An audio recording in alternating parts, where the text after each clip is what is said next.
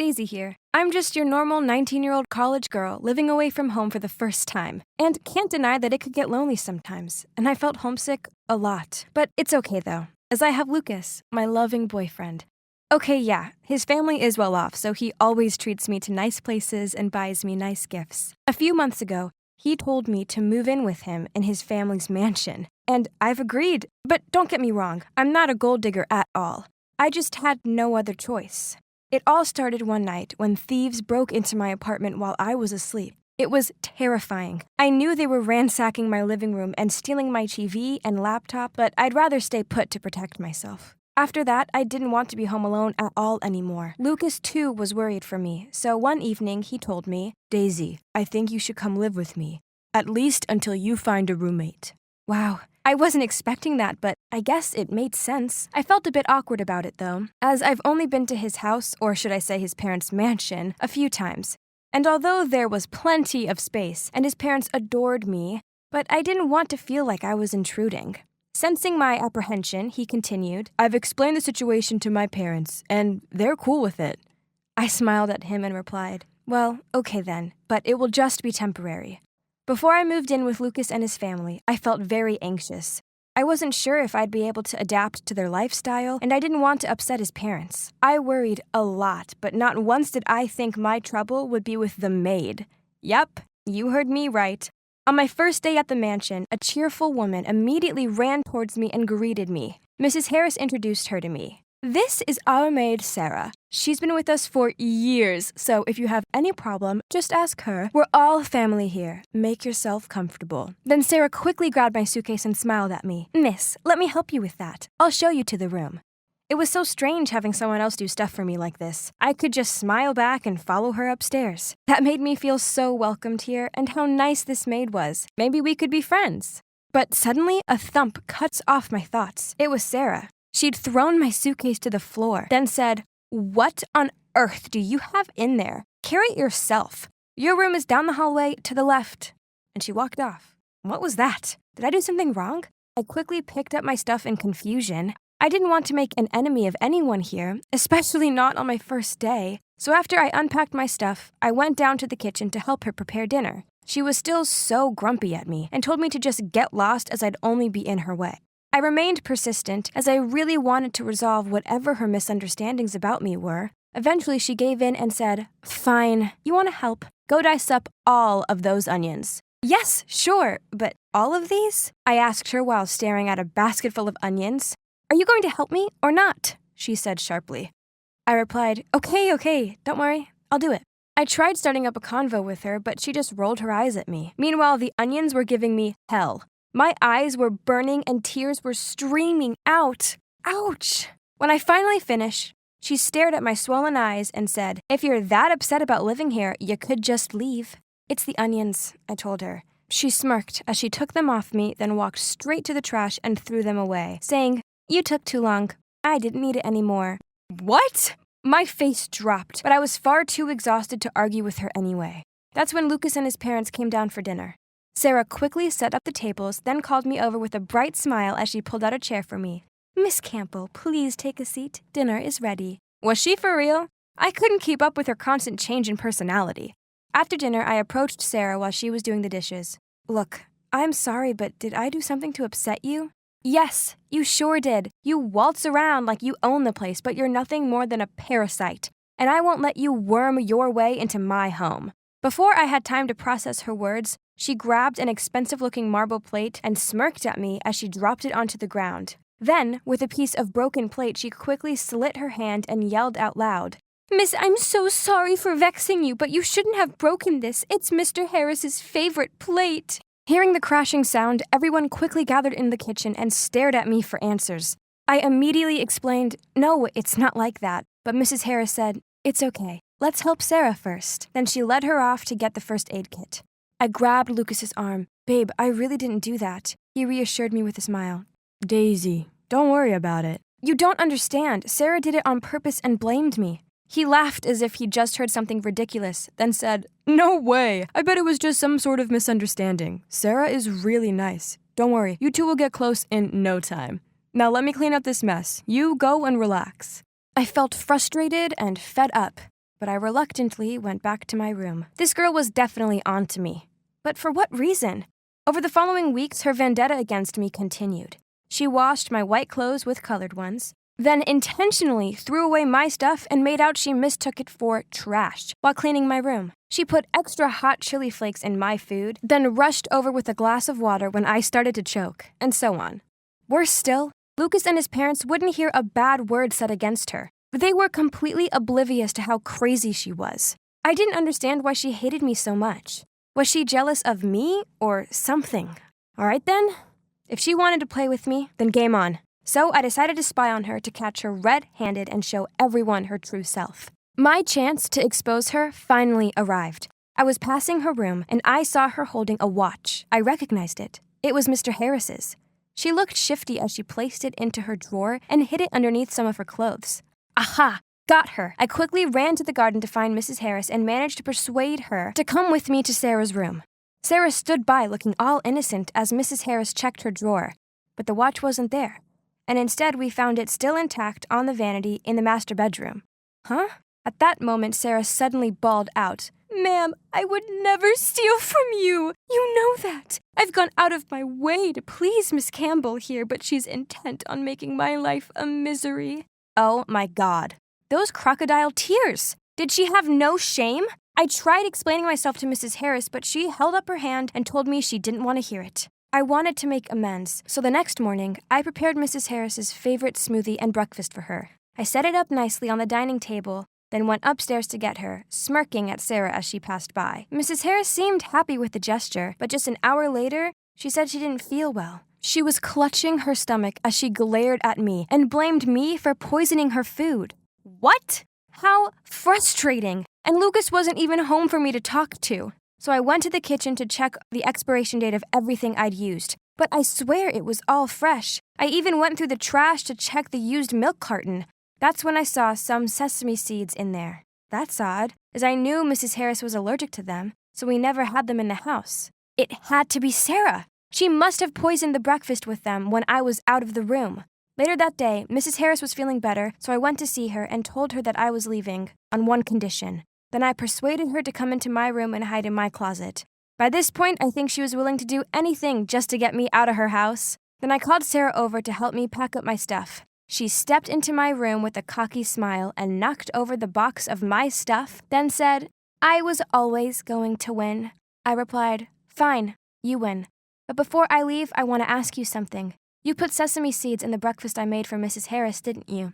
Sarah looked around to check no one else was about before she grinned at me and said, "Yes, it was me, all me. While you were sucking up to Mrs. Harris, I ground some up and mixed them into the disgusting smoothie you made. Oh, I also pretended to steal the watch because I knew you were spying on me. Geez, you made it so easy." "But why?" I asked. "But why?" She imitated my voice. "Because this is my family. I've lived here for years. You can't just show up all pretty and carefree and expect to have everything and push me out of my own home. I never wanted to push you out. All I wanted was to be your friend." As if. This is my gold mine, not yours. Sooner or later, all of this will be mine, and God knows I deserve it. I've put up with this annoying family and a poor salary for years. Mr. Harris always dreamed of having a daughter, but no, he's stuck with that dumb son of his.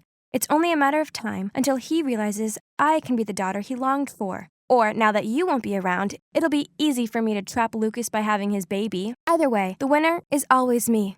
Suddenly, the wardrobe doors burst open and out emerged Mrs. Harris looking furious. She pulled Sarah's hair and dragged her out of the room. Wow, who knew the mild-mannered Mrs. Harris could be so kick-ass? I guess everyone has a hidden side. Anyway, this proved my innocence and Sarah was kicked out right on the spot. Then Mrs. Harris apologized to me and insisted that I should keep staying with them. I thanked her for the offer but politely declined. As I felt ready to leave and move in with my friend, I was just relieved that she'd learned the truth and that Sarah had gone once and for all. So, Lucas and I are still together and are very happy. Yes, it was annoying he didn't believe me at first, but he's such a sweet and trusting guy that he'd never expect someone could be capable of such horrible things. But hey, that's just one of the many reasons why I love him. As for his parents, well, I still visit them sometimes. I even cook for them now and then, but thankfully, there have been no more sesame seed incidents, and there's no more crazy maid to contend with.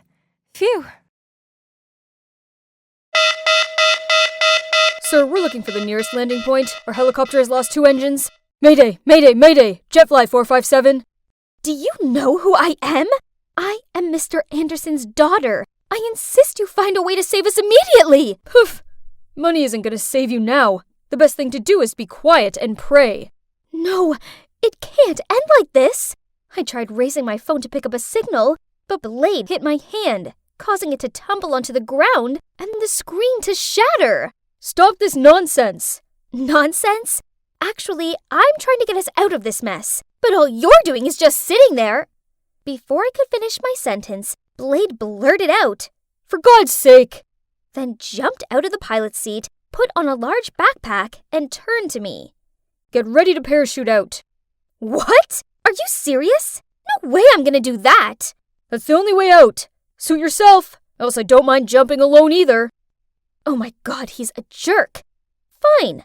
But first thing I'm doing when I get home is getting Daddy to fire him. Then Blade moved us towards the door. Ah! The sky was so vast and perilous. I took a deep breath. It's about time. Am I still alive? I turned to my left and saw Blade lying right next to me. Oh, from this angle, he looks kinda handsome. But wait, why wasn't he moving? Oh my God, is he? I sat up and shook him vigorously.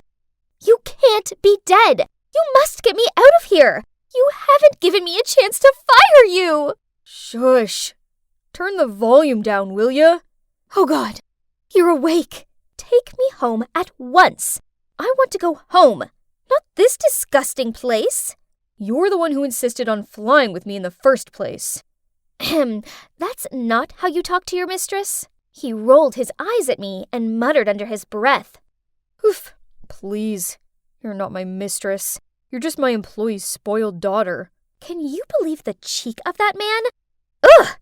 Anyway, I'm Maya, the beloved daughter of the CEO of Anderx Corp. And that jerk is Blade, my father's private pilot. I don't know why my father likes him so much. He's sarcastic, abrupt, and crude.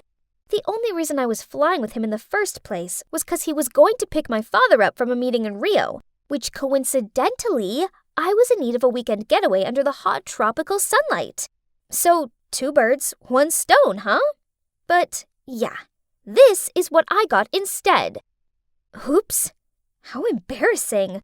Why was my stomach growling like this? Hearing that, Blade immediately opened his backpack and took out a sandwich. I reached out to take it, but what? He stuffed it straight into his mouth and grinned at me as he chewed. Fine, he could keep his lame food. At that moment, we heard a loud noise in the sky. We looked up and saw a rescue helicopter. I jumped up and down, waved, and shouted to catch its attention. After a while, I turned around and saw Blade doing something weird. What on earth are you doing? Come here and shout! Now is not the time to build tiny stick houses or whatever, mister. But he just rolled his eyes and carried on. How dare he? I jumped in and kicked hard at the pile of twigs he was stacking. Geez, he sure looked annoyed. Why are you looking at me like that? It's you who keeps doing all that nonsense this time. Your shouts are useless here. This fire was our only chance of sending that helicopter a distress signal, and you just ruined it. Then he stormed off, leaving me all alone. So the rescue helicopter flew away, and our survival journey continued, unfortunately. Hey, slow down. How long does it take to this stupid brook? And guess what he said to me? We only have 1 bottle of water, so if you don't want to die of thirst, I suggest you shut up and keep walking. Blah, blah, blah. But we went on and on and on, and still couldn't find the brook, even though the sun had already set. So we had to create a makeshift tent with our parachute, and the 2 of us gradually fell asleep. Early the next morning, a raging hunger awakened me. Blade was still sleeping, so I crept past him and rummaged in his backpack. Oh, the jerk was hiding an apple from me. I was about to take a big bite out of it, when suddenly a hand snatched it away. Ugh!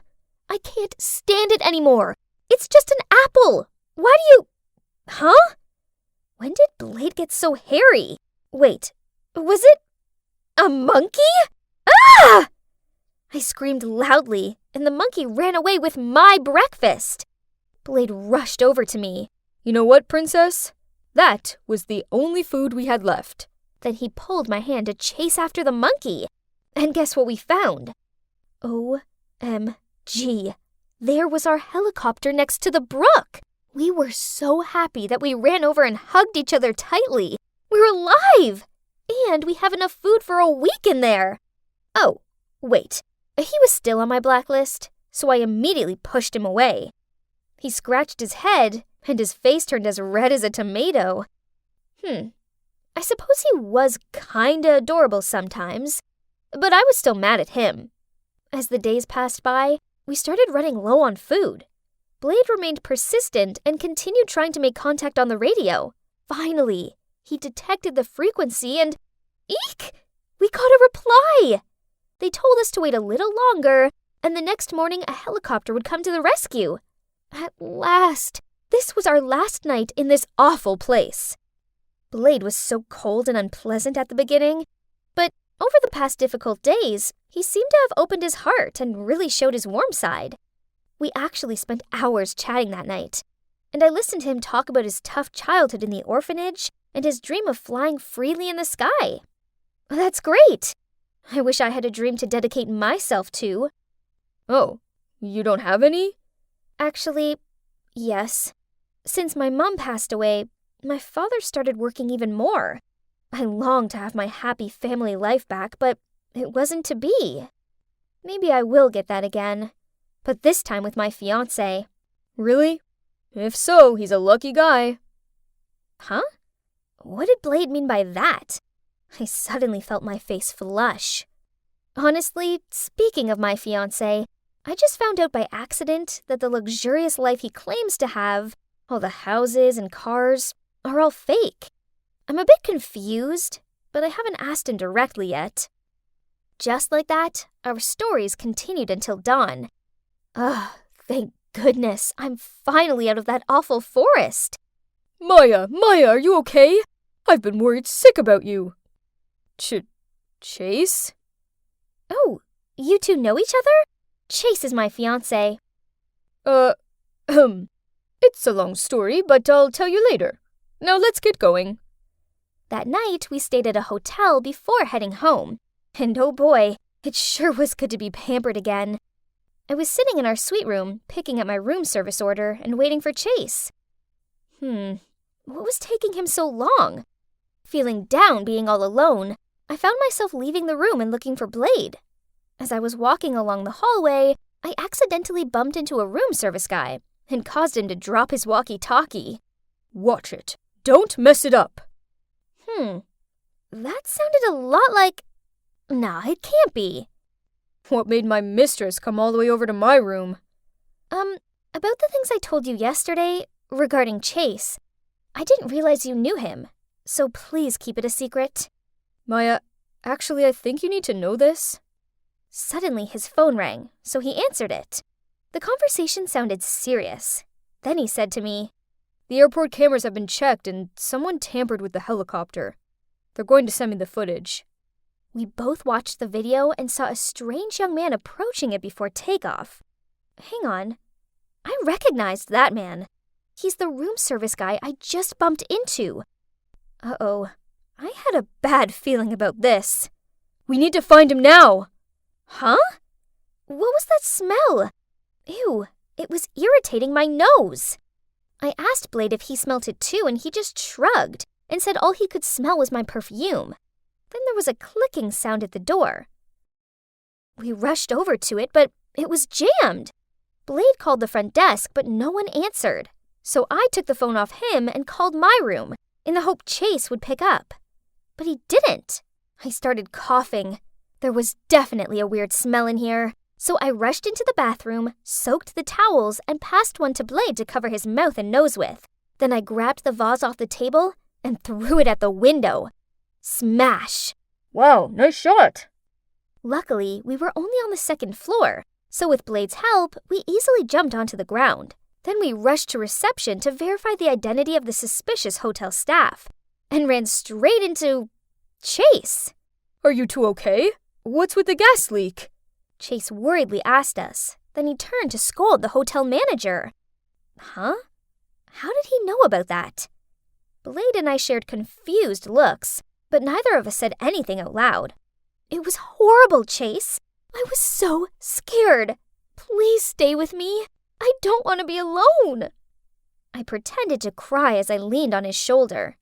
Then, while Chase was talking to reception, I turned to Blade and asked him to call the police to find the suspicious hotel staff instead. That afternoon, before checking out, the police called to say they'd arrested the suspect. So all three of us went to the station. As soon as the police led the room service guy out, he immediately pointed at Chase and said, He's the one who hired me. Chase gave a shocked look, denied the accusation, and threatened to sue him if he continued with this slander. Stop the act, Chase. I checked, and I know you used my card to send huge payments to the same person. That person. All I did was love you with all of my heart. So why did you try and harm me? No, I never wanted you to be hurt. It's just, why were you always with him? What do you mean? I hate you, Blade. Why do you always stick your nose in my business and ruin everything? I'd almost reached my goal. Then you appeared and messed everything up. So, it turns out Chase was targeting Blade, not me. The two of them grew up in the same orphanage. As a kid, Chase was a crafty boy who took delight in deceiving others for fun, so the nuns assigned Blade the task of watching over him. Blade just wanted the best for his friend, so he followed Chase's every step and tried to stop him from all his petty theft plans and love scams. So Chase grew to despise Blade, and when they both left the orphanage, they lost contact with each other. Coincidentally, one time, when Chase arrived at my home to pick me up, he saw Blade. So fearing that he'd expose his underprivileged background, he planned to get rid of him forever. I don't care how much money you have.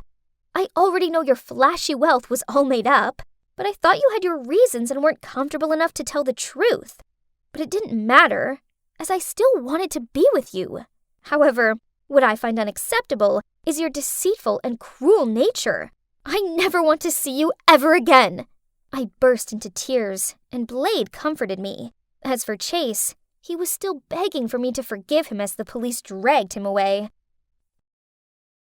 It took me a long time to come to terms with what Chase did, but luckily for me, I have Blade to look out for me. Yep, that's right. We're now an official couple. Finally, I have the kind, loyal, action man boyfriend of my dreams. We sure do make a good couple, don't you think? Hi, it's Jasmine, a professional rich kid and full-time princess. My obscenely rich parents spent years praying for a child, so when I finally came along, I was basically given everything I ever wanted. Cars? Got 'em. Trips? Done. Private concerts? You name it. Unfortunately, my parents' gift always came with a side of public announcement to the whole world. We're giving our miracle baby Jasmine her 8th car for her sweet 16. That's one every 2 years. Geez, Dad, I think everyone knows that already. And we also bought this diamond-studded dress for our baby Jasmine, because she's our star. Oh, look at all these diamonds. I hated the attention, but my parents lived for it. And soon enough, their wealth broadcast show brought home troubles. I started getting DMs constantly from people I didn't even know. It freaked me out when some of them recognized which school I went to. My parents' reaction was even worse. Their faces literally went pale when I told them. Then people began slipping notes into my locker, sending me letters to drawings. How did they even find out which locker was mine? Of course, I was uncomfortable. But my parents? Yeah, they couldn't stand still anymore. They went into full panic mode and sent in bodyguards. Step back, Miss Ring. We've got a situation. I repeat, locker compromised. Over. From that day onward, I was under surveillance at all times. I became the school freak, the rich girl with a matrix agents hovering behind her 24/7. It was getting suffocating, so I figured if I could prove I could protect myself, maybe my parents would tell the guards to back off. I began taking up self-defense classes, and with a burning determination, I trained hard and quickly got my black belt. Freedom was now in my hands. Or so I thought. I did it, Dad! Black belt, baby! Can we lose the bodyguards now? No can do, sweetie. Get your gym bag. Turns out, not even a black belt could change my parents' minds. Before this, art was all I thought about. And as much as I loved art, how was my creativity supposed to flow if I had no freedom? Ugh! This is crazy! I needed quiet and peace for myself, but my parents just couldn't seem to understand that. Their lifestyle had always been loud and flashy. So I tried telling my parents that we should lay low for a while, that all this overprotection was ruining my daily life. But without the guards, how can we be sure that you're safe? I have a black belt, Mom. I can take care of myself. We're not taking any risks. The more security, the better. But what about my freedom, my friends, my hobbies, my art? Those can wait. Safety first. Nothing was getting through to them. Just like that, my social life was slipping away completely. At school, everyone knew to avoid me. So sure, although I was never alone, it always felt so lonely. Whenever someone tried to reach out, I was eager to accept their company right away. Hey, your lunch seems a little lonely. Well, that tends to happen when eating alone. Mind if I join you? Please do. Just then, my bodyguards dived at her and began to search her like a criminal. What on earth? Let her go! Routine check for weapons, ma'am. She brought juice, not a grenade. I immediately apologized to her. At this point, the whole cafeteria was staring at us. Rita, though obviously rattled, tried to play it cool. Here, I got this for you. Thank you. Suddenly, another bodyguard grabbed it and took a long sip. My jaw practically dropped to the floor. Are you serious right now? Routine check for poison, ma'am. Yeah, I'm out. Another shot at friendship gone with the wind. Everyone laughed while my bodyguards stood like statues. I felt so humiliated. That's when I knew I needed to have a serious talk with my parents. I'm done living like this. Either the guards go, or I do. To where exactly? Uncle Theo's. Dad froze at the mention of Uncle Theo. Something about Uncle Theo borrowing his favorite sneakers in 1998 and never returning them, and they hadn't spoken since. Silly, I know. But that's also exactly why he wouldn't be able to follow me if I moved in with Uncle Theo. You're kidding, right? If I wake up to even one bodyguard around me, we will find out. For once, he realized how serious I was. The next day, all the bodyguards were gone. I kept looking around, thinking they were hiding somewhere, but they weren't. What a miracle! With them gone, I thought I could finally make friends, but the damage was already done. Nobody wanted to be my friend anymore. Fine then. New plan. I'd be the cold, mysterious girl until graduation. Ugh. Yeah, that plan lasted for like 2 minutes. Until Jason, a transfer student, tall and Greek god level handsome, came along. Everyone stared at him, me included. Hey, mind moving? You're in front of my locker. I stepped aside, flustered. Sorry. My loneliness wanted me to befriend him, but I was hesitant, afraid he'd avoid me when he found out my reputation of having a whole army following me to protect. But to my surprise, Jason was unfazed and even approached me first. FYI, the last person who sat with me ran off terrified. Yeah, I heard. Something about a barrier of big, scary bodyguards? Exactly. So you should be running. Bodyguards don't scare me. I'm tall, and I watch a lot of Jackie Chan. Sure. Be my guest then. For the first time in forever, someone wasn't afraid to joke around me. And just like that, we became friends. We talked, we laughed, we texted till 2 a.m. about everything and nothing. I finally felt normal again. He was the best thing to come into my life since forever. We started hanging out both during and after school. For the last few months, knowing him had completely livened up my boring, lonely school life. We got along so well that I wanted to invite him over. The only thing I was worried about was my parents' reaction. But to my surprise, Jason was welcomed almost instantly. No searching his bag or interrogation or anything before he was let in. Could it be that my parents saw how happy I was and agreed to loosen the security too? With Jason, I felt free and happy. So much that my creative fire started burning brightly again. Funnily enough, my sketchbook began filling up with drawings of him. If you're gonna draw me, at least get my good side. Draw you? Someone's getting big-headed. You didn't just call me that. Tickle attack! I was falling hard and fast for him, and he was always pulling me out of really messy situations. He would catch me before I could trip, open the door for me, and his glare alone sent away any bullies. He was like an unpaid bodyguard with his fast reflexes and perfect timing. Being with him felt safe and at ease. By the time we were about to graduate, I couldn't hide my feelings anymore. Close your eyes. I have a surprise for you. What is it? Just close your eyes already. It was a portrait of Jason from that day on the balcony. You can look now. When Jason set his eyes on it, his expression was one of tenderness. You drew this? For me? Jasmine, this must have taken forever. It was worth it. I couldn't rest anyway. You're all I think about. The moment I said that, I saw panic in Jason's eyes. It stunk when he looked away. Jason, what I'm saying is I like you. You get that, right? Jasmine, thank you, but I wish you hadn't said that. Why? Don't you feel the same way? I thought you liked me too. I do.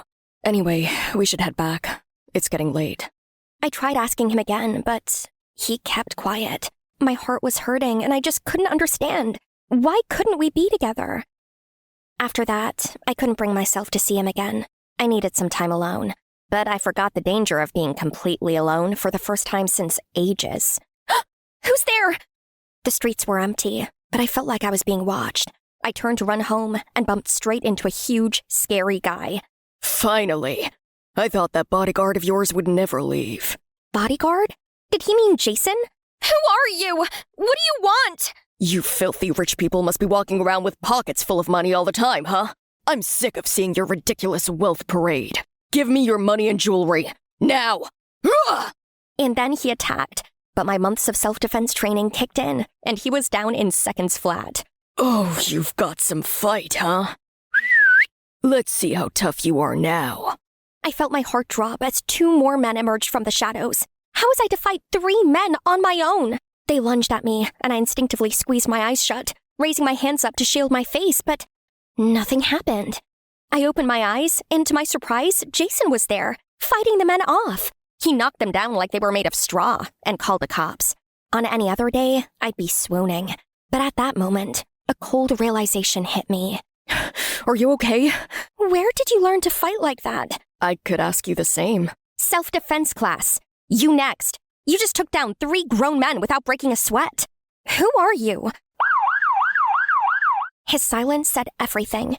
You showed up immediately after Dad sent away the bodyguards. You're their replacement, aren't you? Is that why my parents welcomed you into our home instantly? I can explain. So, it's all an act. That's why you turned me down. No, Jasmine, I have feelings for you too. Real feelings. Liar! You only cared about me as your mission. As the police arrested the man and approached Jason for questions, I ran away, feeling heartbroken and betrayed. The moment I got home, I packed my things. My parents lied to me. Again. But I was done living like this, letting them impose on my life however they wanted. Please, Jasmine, imagine what could have happened if he wasn't there. You lied to me, Dad. You betrayed my trust. And that's what matters. We just wanted to protect you. This would have never even happened in the first place if you hadn't broadcast our entire life to the whole world. You put me on their radar. So I left for the one place I knew I'd find peace. Uncle Theo's. He lived off the grid, leading a quiet, calm life despite being extremely wealthy. Here, it's just us and nature. At first, I felt relieved. But as much as I didn't want to admit it, I missed my parents. And I missed Jason. Without him, it felt like the world lost its colors, and my brushes couldn't find the will to paint anymore. Yet, I still wasn't ready to forgive them, though my phone was ringing nonstop. That's the 3rd time today. Are you sure you don't want to hear them out? I'm sure. I'm better off this way. Your parents can be excessive and overdramatic, but I know you know they only meant the best for you. I think they've learned their lesson now. And sometimes, forgiveness isn't just about them. It's to set yourself free too. Deep down, I knew Uncle Theo was right. So the next time my parents called, I answered the phone, But if I were to come back, changes needed to be made too. First, Dad had to reconcile with Uncle Theo. Second, no more of that flashy and loud lifestyle. No bodyguards or camera crews standing by 24/7. Things seemed to look up as my parents agreed, and even decided to move to a more quiet home. Then I saw him, and my heart ached again. Seriously? What's Mr. Secret Bodyguard doing here? It's not what you think, dear. No secret business. For what it's worth, Jason turned down the check we offered for your protection. He's only here now because he just wants to talk to you. That's all. We'll give you two some space. Seeing him again brought back feelings I'd been trying to keep down all this time. You turned down the money. Why? Because it wasn't a job to me. Not anymore, Jasmine. I was with you because I cared about you. I fell for you, Jasmine, and I'm sorry I lied. But if there's even the smallest chance you still feel something, let me make it up to you. Please? His voice rang with sincerity. Of course, I'd missed him too. You're forgiven, Jason. He leaned in, brushed a strand of hair behind my ears, and I was lost in his eyes again. Now, I believe you owe me a date? Many dates. Anywhere and anything you'd like. In the end, not everything needs an audience. Real luxury isn't what you flaunt. It's what you quietly hold close. Peace, privacy, love. I'm Delphina from the US. My dad raised me alone. He was loving, caring, and a total control freak. Up till I was 10, Dad always cut my steak into baby-sized bites. Just so you don't choke, honey. You may think it was cute, but nah. I hated all that fussiness, even though I knew he was just scared to lose me, that I was all he had left. I craved adventure and nature, and I'd sneak out often, even though Dad forbade it, until the day I slipped while trying to slide down the balcony railing like Tarzan and fainted. Later that day, I woke up in my bedroom. I was scared, and Dad took advantage of that. You see why I hate stuff like playing and traveling? You could never get hurt just reading a book, sweetie. What seemed like a small fall turned serious. I ended up in the hospital and needed 6 months to recover. After that, Dad's word was final, and I had no choice but to become his perfect daughter. When I grew up, I wanted to be like Kristoff, our school captain, resident daredevil. Every holiday, he posted wild stunts. Skydiving, volcano hikes, you name it. His dad had been a famous stuntsman, and clearly he inherited the skills. I was a big fan. Watching Kristoff again, he's just so cool, Yara. People like him don't notice people like us. We're the nerds, remember? This was my school bestie, Yara, and as much as I hated hearing it, she wasn't wrong. Kristoff and the other kids at school treated us like dirt under their shoes. I had only talked to him once in 10th grade, and that first encounter went worse than I ever imagined. Seriously? Watch where you're going, nerd.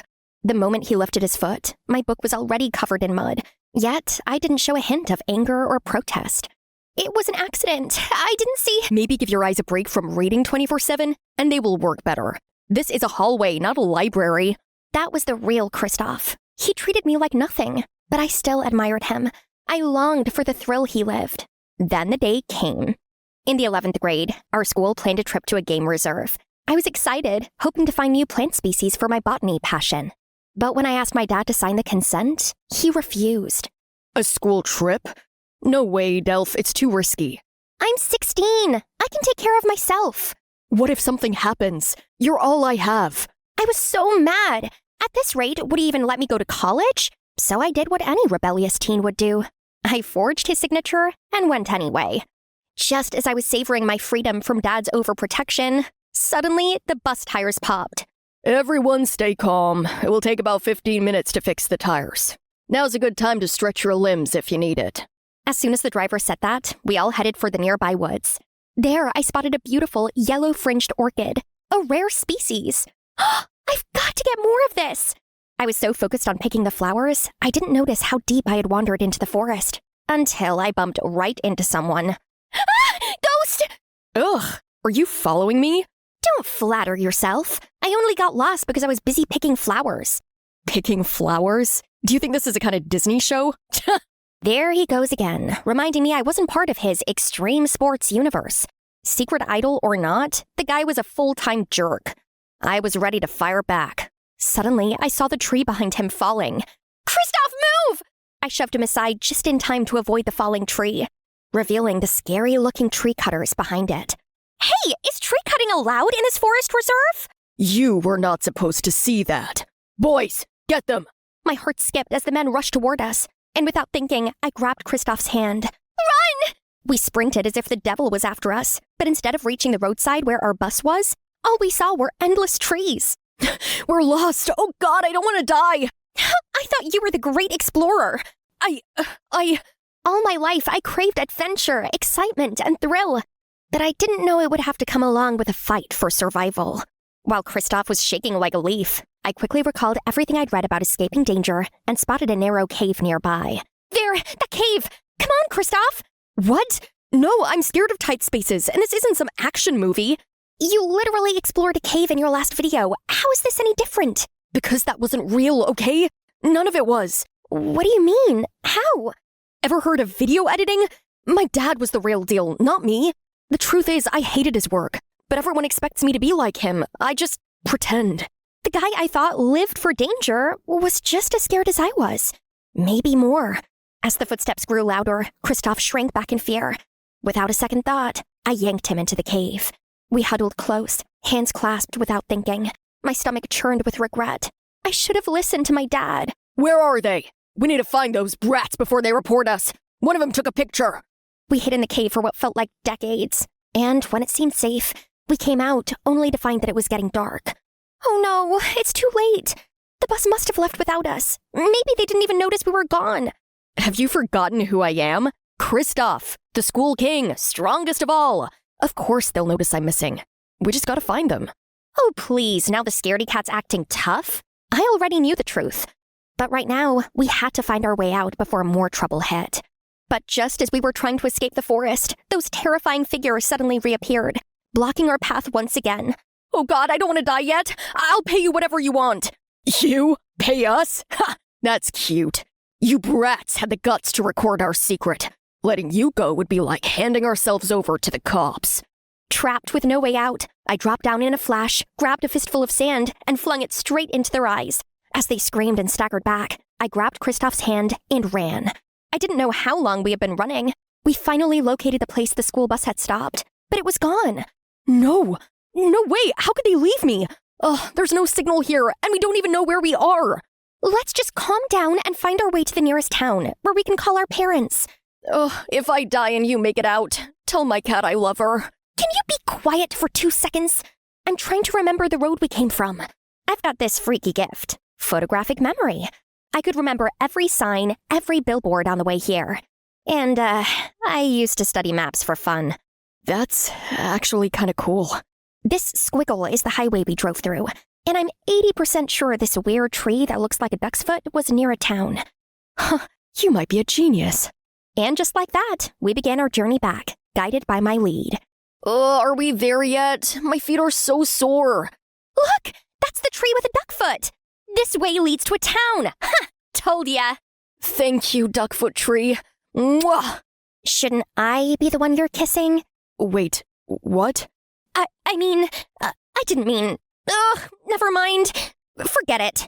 Awkward level 1000. The moment we reached the town, I scanned the area, and that's when I saw it. My eyes almost popped out of my sockets when I saw that it was us in the picture. Our pursuers were bent on catching us. Kristoff, look! A drawing of us? Ew, why did they make my nose so big? Seriously? You're worried about that?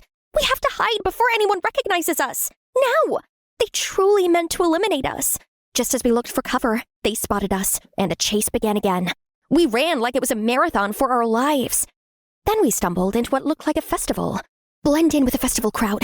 It's the only way to distract them and our only shot at survival. Those costumes. We could put them on, be part of the chaos. We snuck into the stall and put the costumes on. I feel very stupid in this. You look cute. I mean, whatever. You look good. Always. Even, dragon costume. First sensible statement from you since this saga. Let's go. If we stay in character, I think we can reach the police station unnoticed. Finally, we found a police station without much drama. Good evening, ma'am. We're witnesses to something serious, and also kinda lost. Okay. Does it have anything to do with why you're dressed as mascots? Then I told her everything that happened and even gave her Kristoff's phone. The moment she saw the pictures of the men, her eyes went wide. These men, we've been hunting them for months. Illegal poachers. You two have no idea what you just handed us. Oh, and those posters? That was us. Your school reported you missing, but I guess the officer over there used the wrong flyer format. We couldn't even bring ourselves to be annoyed. More than anything, we were just happy to be alive. The police reached out to our school and informed them of our whereabouts, promising to bring us back home by the end of the day. In the end, all the danger had passed, and our relationship came to a rather beautiful close. Hey, Delphina. I'm sorry for everything. About what? I misjudged you. I didn't think you had it in you to be so brave. It's a lesson for you not to stereotype people. I like books, doesn't mean I'm a coward. I'm sorry. But hey, you judged me too, didn't you? The way you look at me at school like I'm some kind of Marvel character. That's your fault for building your entire reputation on lies. So, you don't like me anymore now that you know I'm not actually Spider-Man? Hearing him ask that, my heart somersaulted. Sure, he'd faked a few things, but in the chaos of everything we survived, I saw a new side of him. Funnier, goofier, more real, and somehow, I liked that version better. Why does it even matter? You were a jerk to me, remember? Because I like you, Delphina. I just thought we were too different. But seeing how brave you are, honestly, I'm going crazy. In a good way. I'll stop being a jerk. So, can I try being your boyfriend instead? Kristoff's confession left me stunned. That arrogant guy liked me? But to be honest, I felt the same way. I'll answer later. As soon as I saw Dad, I rushed into his arms. I really missed him, and I couldn't help but feel guilty for going against his wishes. I'm sorry, Dad. I know you're disappointed in me for leaving. Nonsense, darling. I'm just so glad you're okay. Maybe I've been too strict all this time. From now on, you can do what you want, as long as it's within safe limits. The next morning, the award ceremony took place, with a policewoman and the entire class in attendance. Delphina, Kristoff, you two just saved a forest and the whole community. Great job, guys. Bet it was all Kristoff. He's always been the daredevil type. Kristoff! Kristoff! I wasn't too concerned about what people thought of me. Kristoff was the jock, so in their heads, he was automatically the hero. Me, I was the stereotypical nerd. He could have the spotlight. But then I looked at Kristoff and saw that his face had turned red. Suddenly, Kristoff grabbed my hand. Actually, guys, I was the one panicking out there. Delphina is the real hero here. And then he told him everything, how I faced the danger. He even owned up to his fake videos. And apologized. The whole room was filled with silence, then suddenly erupted into thunderous applause. They rushed toward me, their eyes filled with admiration I had never known before. For the first time, I wasn't just the bookworm. I was the brave girl, the clever girl, the hero. And yeah, it felt amazing. Just as Kristoff was about to leave, I managed to grab his hand. Everyone, yes, Kristoff lied about his online image, but only because of his father's pressure. He dared to admit it, and that matters. And the truth is, I couldn't have made it without him. My trusted partner.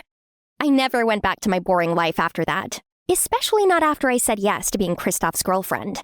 So guys, remember, just because someone is quiet doesn't mean they're weak. Many people live fake lives on social media, so don't measure your worth against it.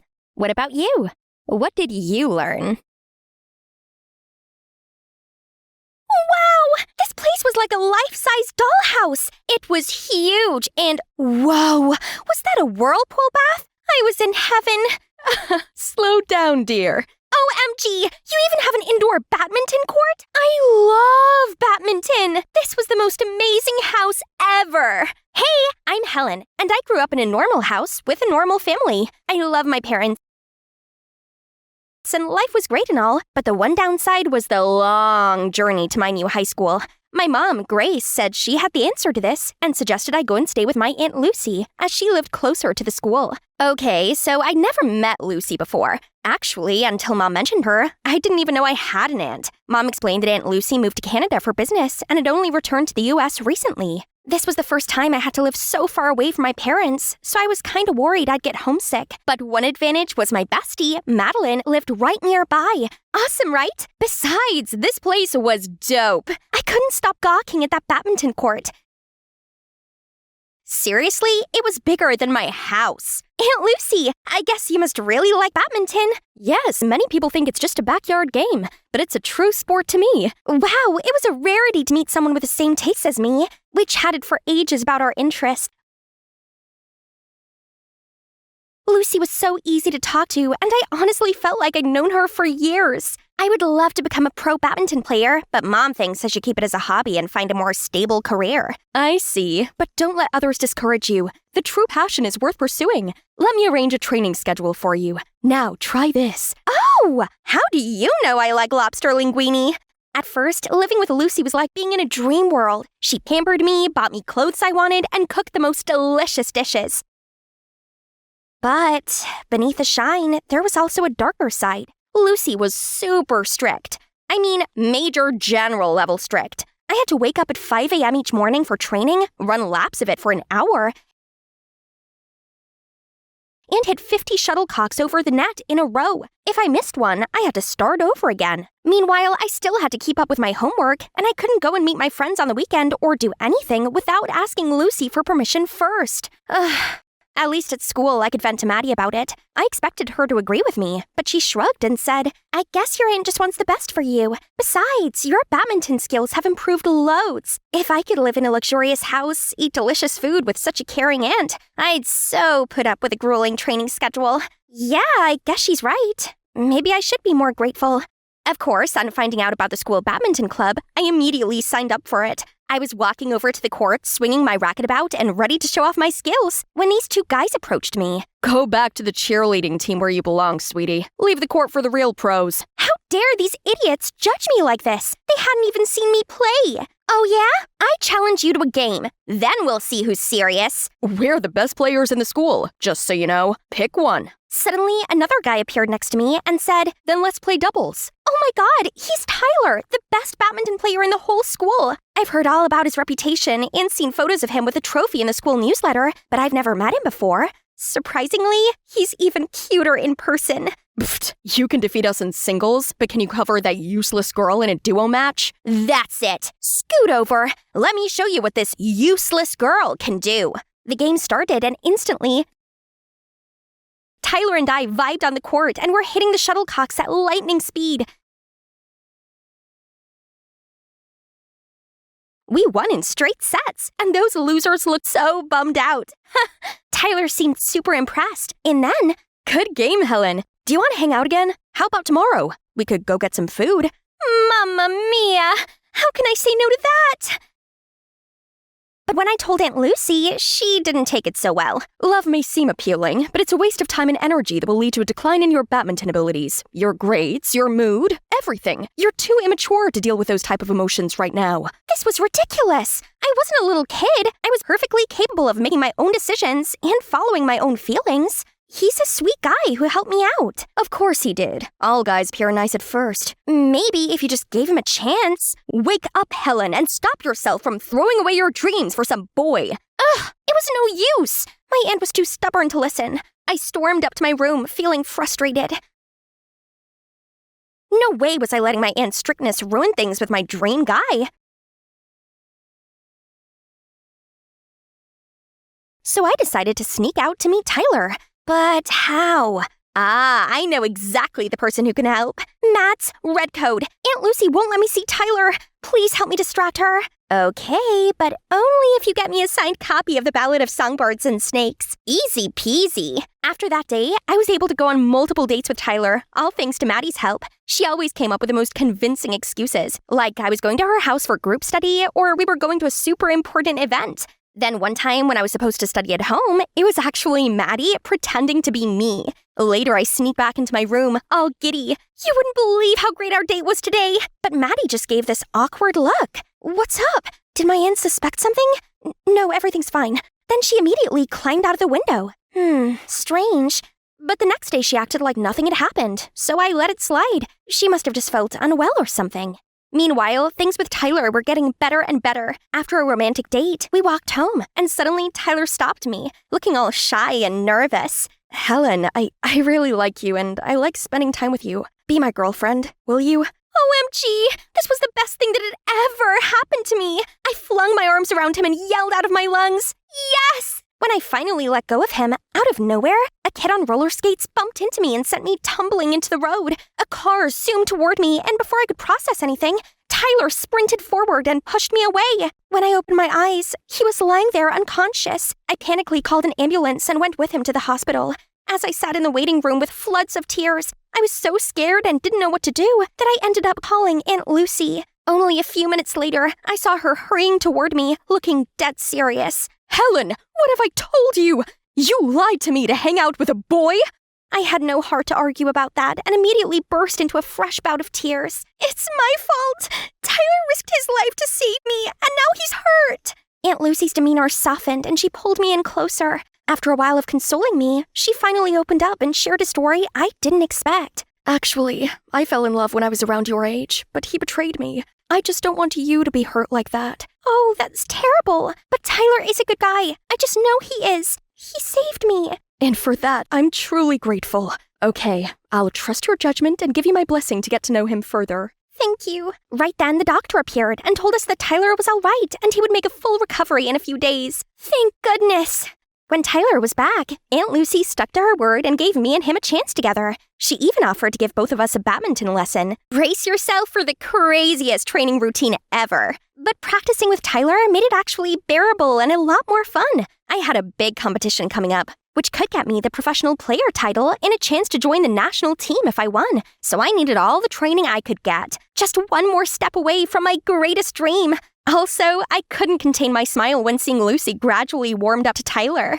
My big day finally came. Mom and Dad were here to support me as well. I excitedly got ready, but when I opened the kit bag, what happened? Oh no! Who's destroyed our babies? I think Lucy might have done it. Why on earth would she do that? I overheard her saying that she was only pretending to like Tyler so she could keep an eye on you both. What? I honestly believed that Aunt Lucy was actually giving Tyler a chance. But it still didn't make any sense. Even if Lucy hated Tyler, why would she try to ruin this competition? She knew how much it meant to me.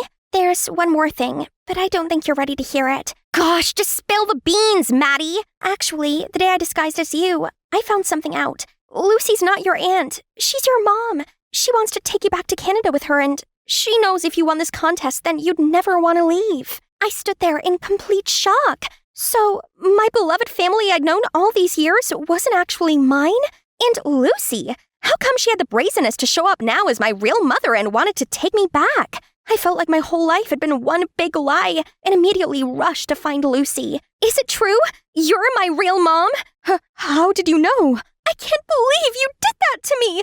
You're selfish, terrible, and ruined everything! Go away! I don't want to see you anymore! I don't have a mom like you! Grace is my one and only mother! Lucy looked completely broken, then quietly left. I was shaking in anger and pain when a gentle hand laid on my shoulder. Helen, sweetie, I know it's hard to take it in. Trust me, this was difficult for us all. You all lied to me! How could you just agree to send me off to her? You never consider me as your real daughter, do you? Don't think silly, honey. We love you so much and never want to let you go, unless it's better for you. Then Mom told me how Lucy came and persuaded her. Turned out, Lucy had a very tragic past. Since childhood, she'd always been the black sheep in her family. They treated her poorly and despised her badminton passion. Then when she told them she was pregnant, they threw her out, and her boyfriend also ditched her right after that. So she had no choice but to leave me at the orphanage and begin a new life in Canada.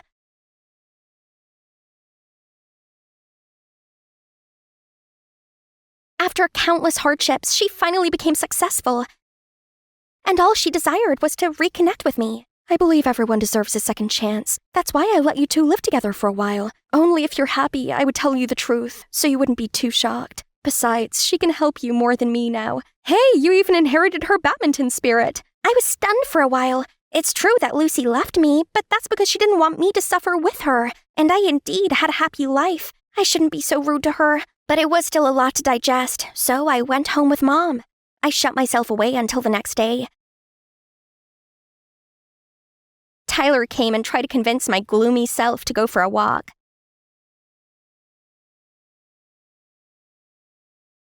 I know that's a lot, but I think you should make up with Lucy. Why are you still on her side? She only pretended to be nice to you, and she ruined the contest just to take me away from this perfect life. We can find our chance in plenty of other competitions. But there's only one Lucy. She's your biological mother, and it's fine to be mad with her, but you should never reject her. My mind wandered back to all the happy moments I'd had with Lucy, our interesting chat, the delicious meals she cooked, and the times we played badminton together. She even had a special room to store badminton equipment, especially the rackets. Wait, Lucy treasured badminton rackets. If she simply wanted to stop us from competing in the contest, then she could have just hidden our rackets or pretended that the car broke down. But she would never destroy the rackets like that. Ty, do you remember who else handled our rackets that day? I'm not sure. I think Madeline had them at some point. So, could it be Maddie? But why? She had no reason to do that. She was my best friend and always supported me to play badminton. I stormed over to Maddie's house, but she's arguing with her dad on the doorstep. You useless, pathetic rascal! Go then. I don't care. Maddie ran off in tears, and I followed her to an alley. Seeing her like that made some of my anger toward her fade. Hey, what's going on? Maddie seemed surprised to see me. She tried to dodge some of my questions at first, but seeing nowhere to hide, she finally confessed. My mom left me to that alcoholic dad who does nothing but shout at me all day. You have 2 moms who love you, and I don't even have one. I was angry at Lucy because, to me, all of the moms who gave up their child are heartless and deserve no forgiveness. She even wanted to take you to Canada. I couldn't lose you too. The fear and jealousy got the better of me, so I broke your rackets, then blamed Lucy. I'm so sorry. This sounds tough, but you still shouldn't have done it. I'm always here to listen to you, and I'm not moving anywhere. You're stuck with me. When Maddie felt better, I took her to my home and intended to find Lucy to apologize for everything. But Mom said Lucy had decided to go back to Canada and was on her way to the airport. I immediately hailed a cab to the airport, then ran through departures desperately trying to find Lucy. I was starting to think I was too late, when suddenly I spotted her about to walk through towards security. Lucy! Mom, please don't go! I thought you don't want me. No, I was just confused and angry, and I'm sorry that I hurt you. We finally sorted things out and agreed to give each other a chance to start over. So, what happened next? Well, Lucy decided to expand her business to the US so she could stay here with me. My wonderful adoptive parents took Maddie in after helping her get away from her toxic father. So now I have 2 amazing moms, an awesome sister, and, yes, you know it, a super cute, thoughtful boyfriend. No one told me it's this windy up here. I'll probably be wiped off of Earth before I could wipe all these windows. It's okay, Harper. Remember, you're doing this for Aaron. Just a bit of tough work for now, but imagine the incredible time you'll be having at the concert. Imagine, oh my God, Aaron and her? Hold up, let's start from the top. Hi, I'm Harper, the biggest fan of the greatest boy band, The Statics, especially their rapper Aaron. I turned 18 not long ago and I'm taking a gap year to find my true passion.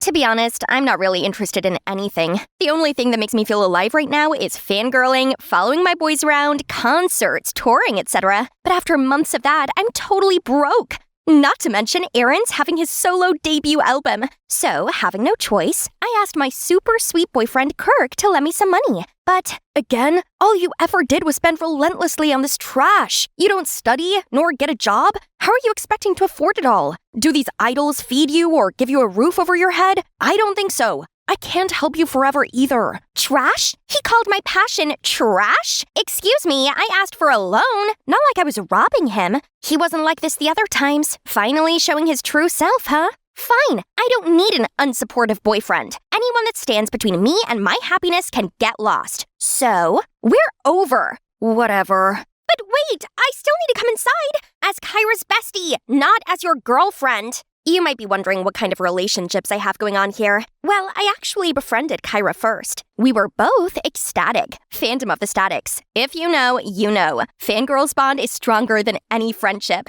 Her mom works for a big press, so she sometimes could even get us access to shows. Cool, right? So I was always around her place. One thing led to another. Me and her brother fell in stupid love, but not anymore. Have you heard about Aaron's new album? Apparently it will be followed by a group concert right downtown New York. We can ask Kirk to give us a ride. It will be super fun. Oh, don't want to burst your bubble, but I just broke up with Kirk. 4 minutes, 36 seconds ago? No way! Yes way! I told her how ridiculous her brother was, but she still tried to find excuses for him, hoping to mend us back together. But sorry, this heart of mine has casted the dice. It's entirely dedicated to Aaron now. No more dumb boyfriend. And that's how I ended up taking on this dangerous job. Its high salary could get me boxes of albums and a concert ticket even. But what am I getting instead? My beloved idol, arms in arms with a singer I hate the most on earth, Bianca. Aaron and Bianca rushed to the window and dragged me inside. Please don't let anyone know this. What do you want? Autograph? VIP ticket? Please, you probably know our two fandoms are like water and oil. They already opposed us so badly over a collab last time. Yeah, of course I know, because I was the one who opposed. Seriously, what does Aaron see in this girl? She always says controversial stuff, gets caught in dating rumors with all guys on Earth, parties 24/7, and her songs suck. But on a second thought, it's not every day to have the two hottest celebrities on their knees before me like this. Maybe I should act wisely. Either way, this is the lifetime opportunity for me stepping into Aaron's life, isn't it? Okay, I'll keep a secret on one condition. Let me be the manager of Bianca. Bianca's manager? Who's looking for me? Wait, who are you? But he didn't even bother to wait for my answer and started stacking out bunches of stuff for Bianca to sign. Being a manager ain't a joke. See, Will's been doing this for years and still struggling. Well then, more reason for me to step in. So I walked over to give him a hand. This poster is mid. Next time, let me handle it. Trust me, I've designed countless stuff for fan events. The title track this time is a bop, but without a good promotion, it turned into a flop. I suggest you make some TikTok challenge for it. I'm a girl Bianca's age. I for sure understand her and the fans more than you. I'll be useful. Right, guys? Yeah, sure. She has a point, Will. You do need an assistant. Right then, Will had a phone call. Seemed urgent. After hanging up, he turned to me. Fine. It's true that I'm overloaded. I have to check stuff at the venue right now, but Bianca has schedules at the radio station in an hour. Can you get her there? Sir, yes, sir. Just like that, I helped Will around, and it's safe to say I was basically Bianca's sub-manager. Life was pretty sweet. I got to tag along to shows for free, while keeping an eye on my love rival. I sure enjoyed playing God with my new puppet. Everything Bianca eats has to get my approval. Bye-bye, yummy tacos and burgers. She's only allowed to use the phone at certain times of the day. Stop texting boys and start working on your terrible music, honey. Then tell those annoying boys to stop bothering me. Even her sleep is strictly fixed, just because I love seeing her suffer. And I make sure her schedule is packed. Vocal training, dance practice, filming content. Girl, you have a lot to work on. But on days where she worked with the statics, I'd let her off a little. Still, that doesn't mean these two could flirt under my nose. Seriously? It's like you guys are begging to get caught. Think about your future. This dumb fling won't matter a bit the day your career's on the edge of failing, won't it? I'd make a good manager, right? But I occasionally saw Liam, another member of Statics, being way too chatty with Bianca. Well, as long as it's not my Aaron. But I know someone who wouldn't like this. Kyra, as Liam's her bias. I guess the rumors are true. Liam is a playboy. And to prevent Aaron from getting caught in the same thing, I accidentally arranged Bianca's schedule to be 100% off with Aaron's, so they couldn't meet up. But Bianca still asked me to bring him gifts often, and surprisingly, Aaron wasn't too upset about his girlfriend not showing up. I guess I can get him in another level that Bianca couldn't. We soon talk a lot and hang out also, and he literally blurted out about how Bianca was so uptight, how some of her annoying habits gave him the ick, and that being with me was so much more comfortable. Uh-oh, sounds like love's fading. On the other hand, Bianca was extra upset that they still couldn't date on their anniversary. Not on me, though. Aaron himself didn't want to see her and made excuses about how paparazzi had been up on his grill because he's been doing so well lately. But Bianca has had enough with this all. She wanted to go public. I heard her talking to Aaron on the phone about it. No, that's not gonna happen. I have to be a step ahead. I immediately searched for a photo, then posted it anonymously on a fan forum. If Aaron goes public with anyone, it's gotta be me. But oh boy, maybe I've not thought this through. What was I even thinking? The next day, the internet went crazy and it's all negative comments. Thankfully, Aaron's side has spoken up and calmed it down by fabricating a story about how this was from a long time ago. And it was his first love, blah, blah. Anything, as long as things go down. I haven't even finished my sigh of relief, then out of nowhere, Aaron's stomping into our studio looking furious. R.I.P. me. Bianca, have you lost your mind? I told you I did not agree. Why did you post our photo? Are you trying to sabotage me? Sorry that you don't have a career so you can act careless all you want. But I do. I have my reputation and an army of stupid fangirls to please. I was frozen, as well as Bianca. Right then, a call came from Kyra. I swiftly sneaked out to take it. It's you, right? The lucky girl in the photo? I can tell by just one look. Last time we talked, you only mentioned seeing Bianca in real life or something. When did Aaron come into the picture? How could you not tell me? I was dumbfounded. Didn't know how to handle this. I mumbled out a few words so Kyra would keep this a secret and that we'd talk later. Okay, gotcha. But then help me meet my Liam, please. What? No, trust me, he's a player. They all are. Get over him. So Kyra recognized me that easily, but why Aaron didn't? He even mistook me with his so-called girlfriend, Bianca. That picture was also taken at the secret balcony of his penthouse that he swore he'd never taken anyone there before. Having too much on my mind, I wandered to his place, but ran into Liam? He's talking to a girl. She wiped her tears, then left. I should get going. Don't want to mess with another player right now. Harper. What? Don't worry, I won't tell anyone about that 400th girlfriend of yours. Correct, it's the 400th girlfriend, but not of mine. Turns out that girl's also a victim of Aaron the Heartbreaker, not Liam. Liam has always been the one who's cleaning after his mess, making sure the girls are all right and won't do anything harmful to the band's reputation. Probably that's why the public labeled me as the player. I always got caught up with these heartbroken girls. And now you... What do you mean? I'm okay. Come on, I know you also got tangled in Aaron's love web. I'm sorry, I could have warned you earlier. I've been trying to hint it to Bianca, but the girl was too head over heels for him. I felt so stupid for thinking I could live that fantasy of being Aaron's girl so easily. All this time, we all blindly put Aaron on a pedestal, while letting Liam be wrongly accused of all the things he never did. Through Liam, I found out that the Statics has been having a problem. Aaron wanted to leave the group because he thought they're a burden and he'd do better on his own. But the rest knew that it would break the fans' heart if one of them left. So they've compromised by letting Aaron have a solo album while still staying with the group. Oh no, kick that jerk out now. As a representative of Ecstatic, I can assure you that we won't be sad if we know what an awful person he is. We'll show him the door. Glad to hear that. Now, about Bianca, do you know how to break this to her in the best way? It's hard, but ugly truth is the only way. So the next day, we went to see Bianca together, told her all about how much of a jerk Aaron is, all the girls he's been seeing, all the bad-mouthing about her, he said. Surprisingly, she took it better than we thought.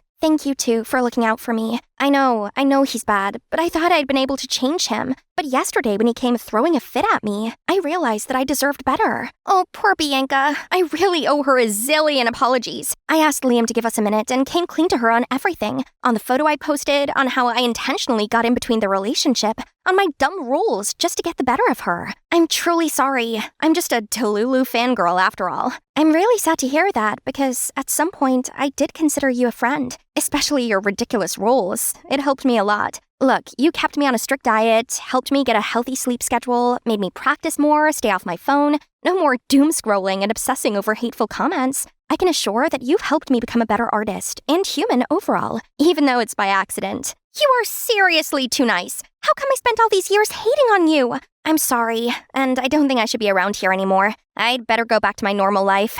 Take care, Bianca. Bianca gave me a tight hug and said that she hoped I'd still come to her concert next week, as she'd perform the dance number we created together. Liam was nice enough to accompany me to Bianca's concert. I did ask Kyra if she wanted to come along, but she was all cranky. Bianca's concert? Are you an Ecstatic anymore, Harper? She's our enemy.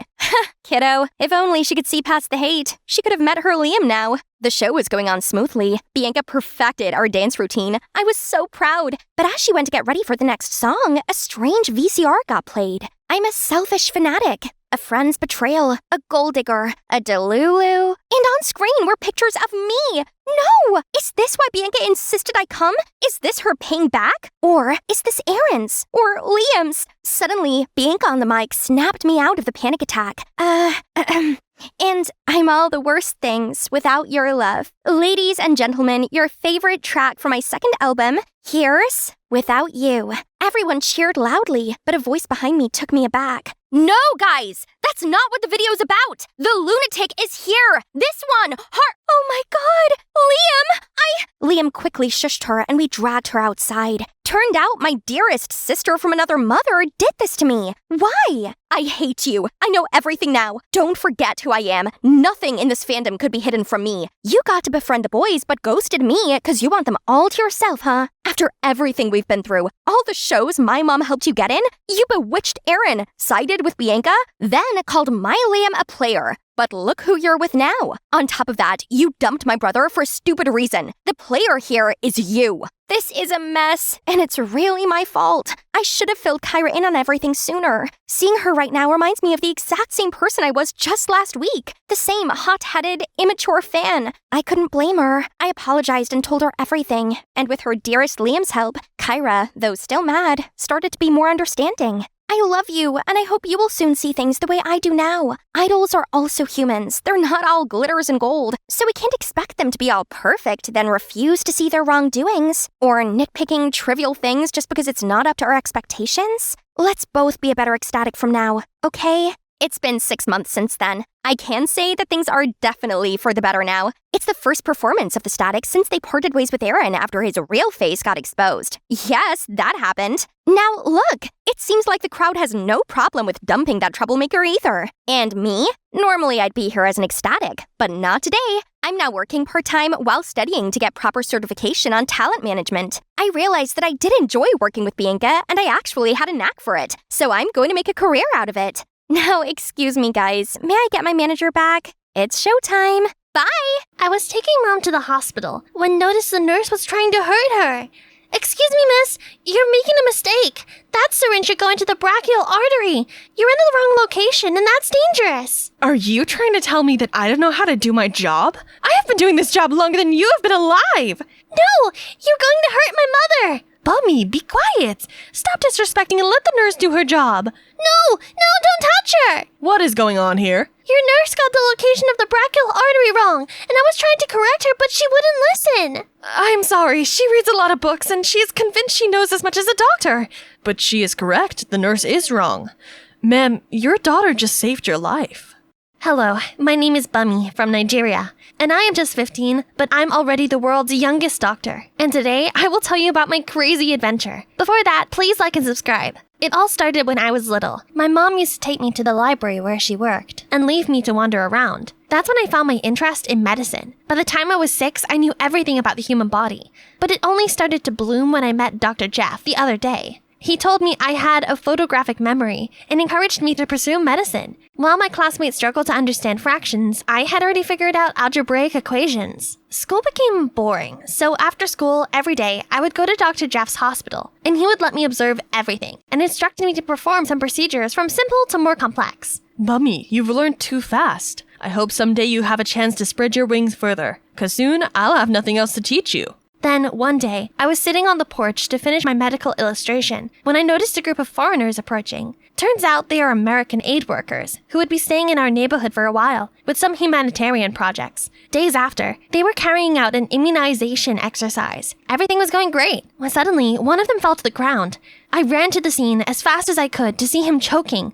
Blood was nearly drained from his face. Without thinking further, I ran back into my house and grabbed my aid kit, but was blocked by some woman. Kid, go play somewhere else. Don't take up oxygen here. Someone's choking. Do you want me to help your friend or not? Upon that, I immediately dunked the Swiss knife in alcohol to sterilize them, made an incision, and then placed the straw as a temporary breathing tube. The man who was almost turning blue took his first breath.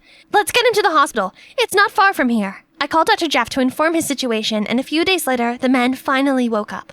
That night, someone knocked on my door, and I was surprised to see the woman that day. Hello, I'm Carol. Sorry to disturb you, but I came to talk about your daughter. I have traveled far and wide, but in my life, I have never met a genius like her. I think that an American education will do so much for her. America? My sweet child was fine here. No offense, though, but I'm afraid a life here is not the ideal environment for her to develop. But America will. We can get her into a gifted program and make sure she reaches her full potential. But who is going to take care of her? She would live with me. I promise I would take care of her like my own daughter. And the next time you see Bummy, she will have become the extraordinary doctor she was meant to be. What do you say, baby? I didn't like the idea of leaving my mom alone here, But that's when what Dr. Jaff said earlier echoed in my mind.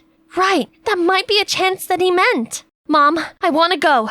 The goodbyes were quick, and I was on the plane heading to California with an eager heart toward the new land of dreams ahead. Welcome to America.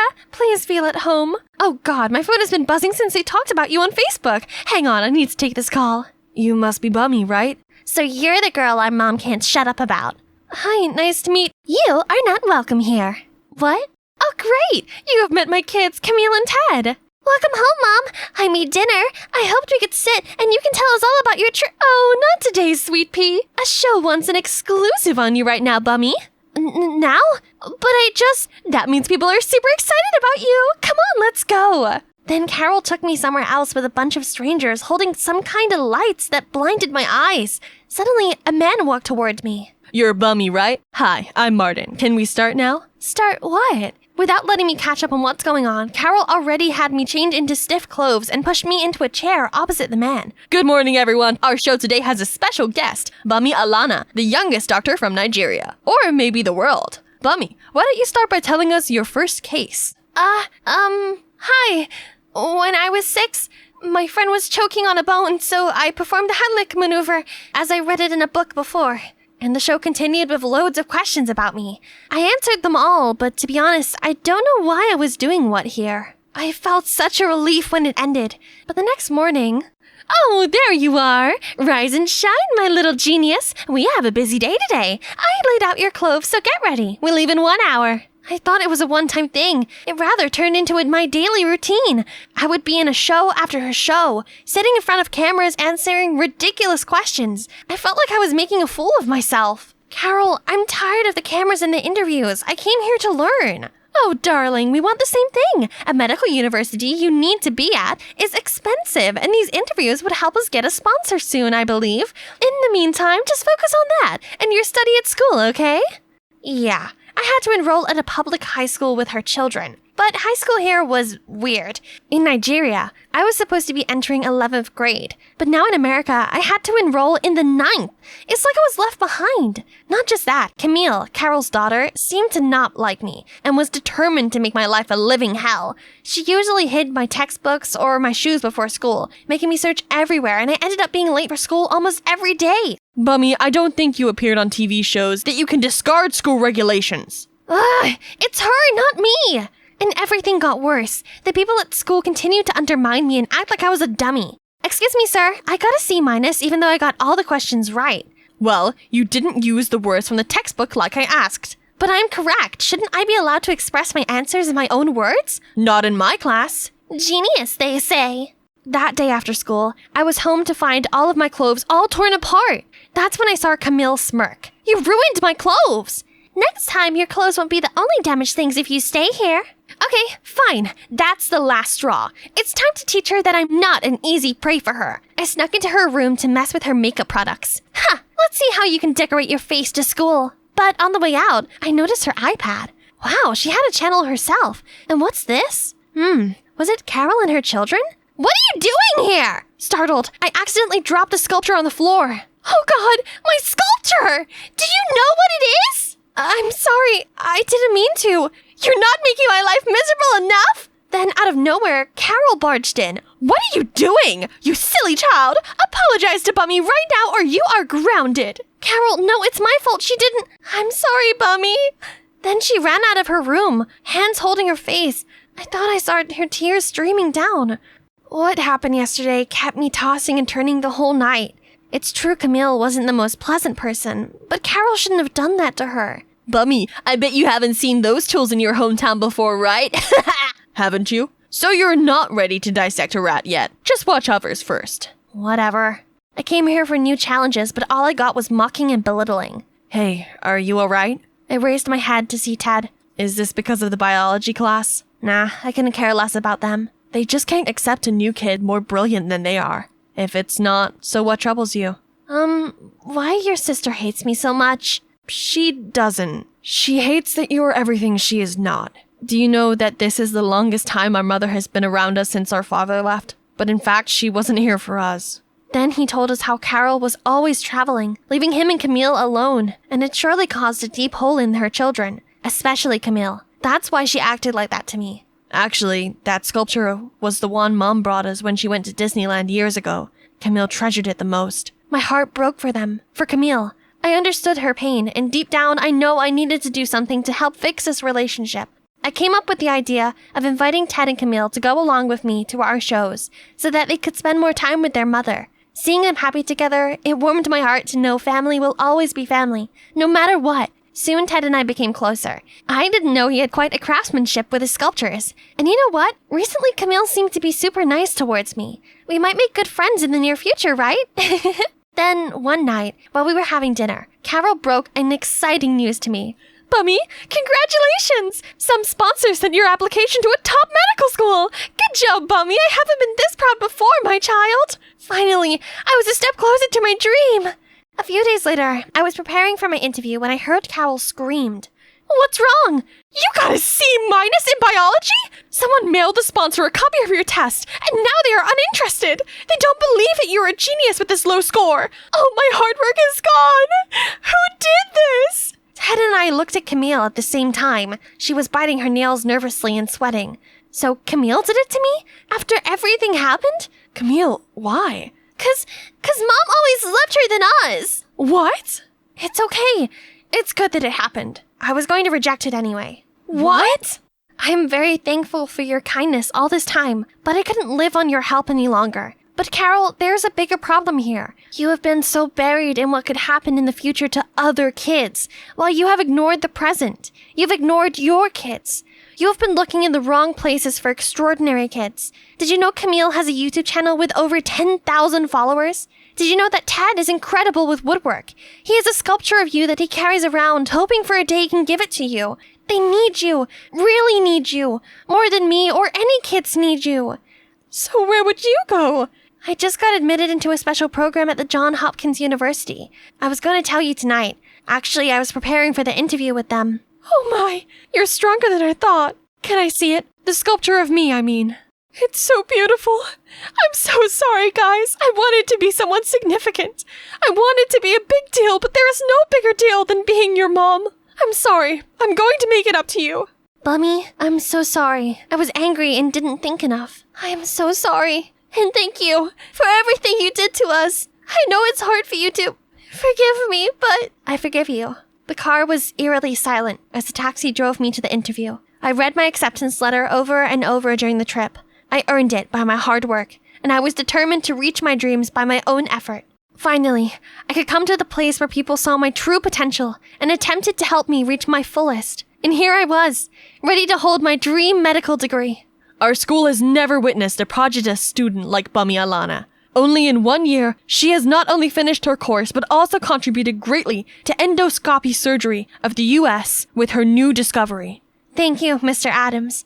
First, I couldn't find enough words to tell how glad I am for all the opportunities America has given me. The dean offered me a position here at the university. I am grateful, but I had to reject it. The woman who first took me to America thought she was saving me, but she never realized I was where I needed to be. My home, where I was much needed than here. So, I'm going back home to my family in Nigeria, and I hope to use all my knowledge to help my community. But whenever America needs me, I'll always be here to offer my humble help. Here they are. Carol, Ted, and Camille were also here to celebrate with me. They were all sad to know I was not staying here, but life is always open for a reunion, right?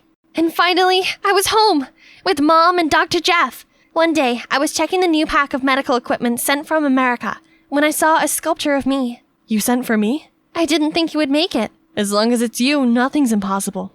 Oh, wait. Hey guys! Hi, Bummy! Welcome to your mother-daughter channel. My name is Carol, and this is my extraordinary daughter, Camille. They send their regards. The rich socialites chilling in their family luxury resort was a sight to behold. Grayson Andrews, the heir of the giant Andrews Corporation, who was just back from his Europe tour, and his sister Veronica was the notorious I want it, I get it girl. Ahem, this orange is oversweet. But, miss, this is fresh orange with no added sugar. Whatever, add some salt or anything, immediately. And bring me a sandwich with the beluga caviar here too. Yes, miss. You've become some grumpy old lady recently, Ronnie. Right at that moment, their dad hurriedly walked in, looking urgent. Kids, I have something serious to tell you. Do you remember our resort in Vietnam that got backlash last month? Is this the case where people were blaming us for harming the environment? It's just some employee's reckless act, and we already cleared it out, right, Dad? That's right. But I've just got the report that the inspectors got involved and the resort's suffering a great loss. I couldn't see it keep sliding like that. So, I've been thinking of sending you to Vietnam to take care of this. Dad, you can count on me! Vietnam, isn't it? That's where an idea came to Veronica. Dad, let me go with Grayson. I could be helpful. Her dad was considering it for a while and then agreed. Oh, Vietnam. It's been a hot minute. Of course, I have my own reason to be here again. And this is my reason. It all started back 4 years ago when Veronica's family gathered at Nam Family's resort on Lunar New Year, Tet holiday. Wow, my friend, see what you're building. You're right. I bet everyone would love this. Honey, this resort is surely profitable with this design and location.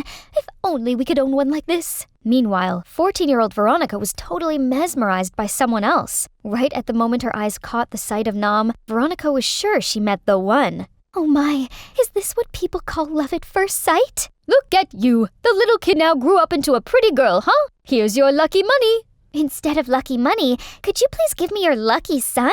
Everyone burst into laughter at her cheekiness, including Nam. I heard Nam is an excellent student at school. We can't waste talent, right? So, I think I'll offer him a scholarship in America. What do you say? A scholarship in the USA? Surely it's a good opportunity for me. He turned to see his parents' reaction, and they all nodded encouragingly. Thank you, Mr. Andrews. I'd do my best to pay back your kindness. But he definitely wasn't the one who enjoyed this the most, as our Veronica's heart was singing with joy, too. So that summer, Nam flew to America with all of the eagerness and excitement about the land of dream. He'd be staying with Mr. Andrews' family for the time being, and enrolled in the same school as Veronica and Grayson. And within the first week at the new school, he already established himself as a genius. It didn't take long for him to top in every single subject, and teachers were satisfied as he was also active in school's activities. Son, I'm so proud of you. Cozy as it seemed, the laughter in a warm family dinner didn't shine on the host's son, Grayson. I'd never heard the proud word from Dad before. Being the heir is not easy, but I tried my best. Why was he always the one outstanding?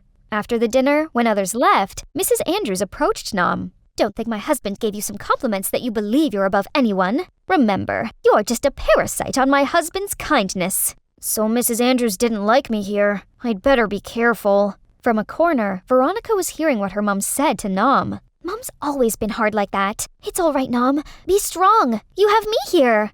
And she made sure she'd be anywhere Nam was, and no girls could come near him. Nam, be my boyfriend. Will you? Ronnie, don't make a scene here. Aw, did he just call me Ronnie? Everyone, attention! Nam is mine. Don't you dare bother my man. To seal up even more, she stuck a bunch of stickers on his clothes and bag. Nice tattoo, bro. It's nonsense. You like it? Then here. Then when Grayson had ran far, he looked down on his hand holding a sticker. Stupid girl. She couldn't design a better one? You think it's the end of how to get Nam's heart plan? Then you underestimate this girl. Nam, I got sunstroke. I'm too weak to walk myself. Take me home. Jeez, seemed like she'd never run out of tactics, huh? Wow, tending to your bae this much. Nam Simplord. The buzzing from the others did bother him, but he didn't want to make a mess as he's indebted to Veronica's family's kindness. And deep down, he found her annoyance kinda cute. Aw, so sweet, man. Maybe he likes me too. And then Grayson ran towards them and cheerfully gave them the good news. Hey, Dad just won a big contract, and we will dine in Gordon Ramsay's restaurant tonight, guys.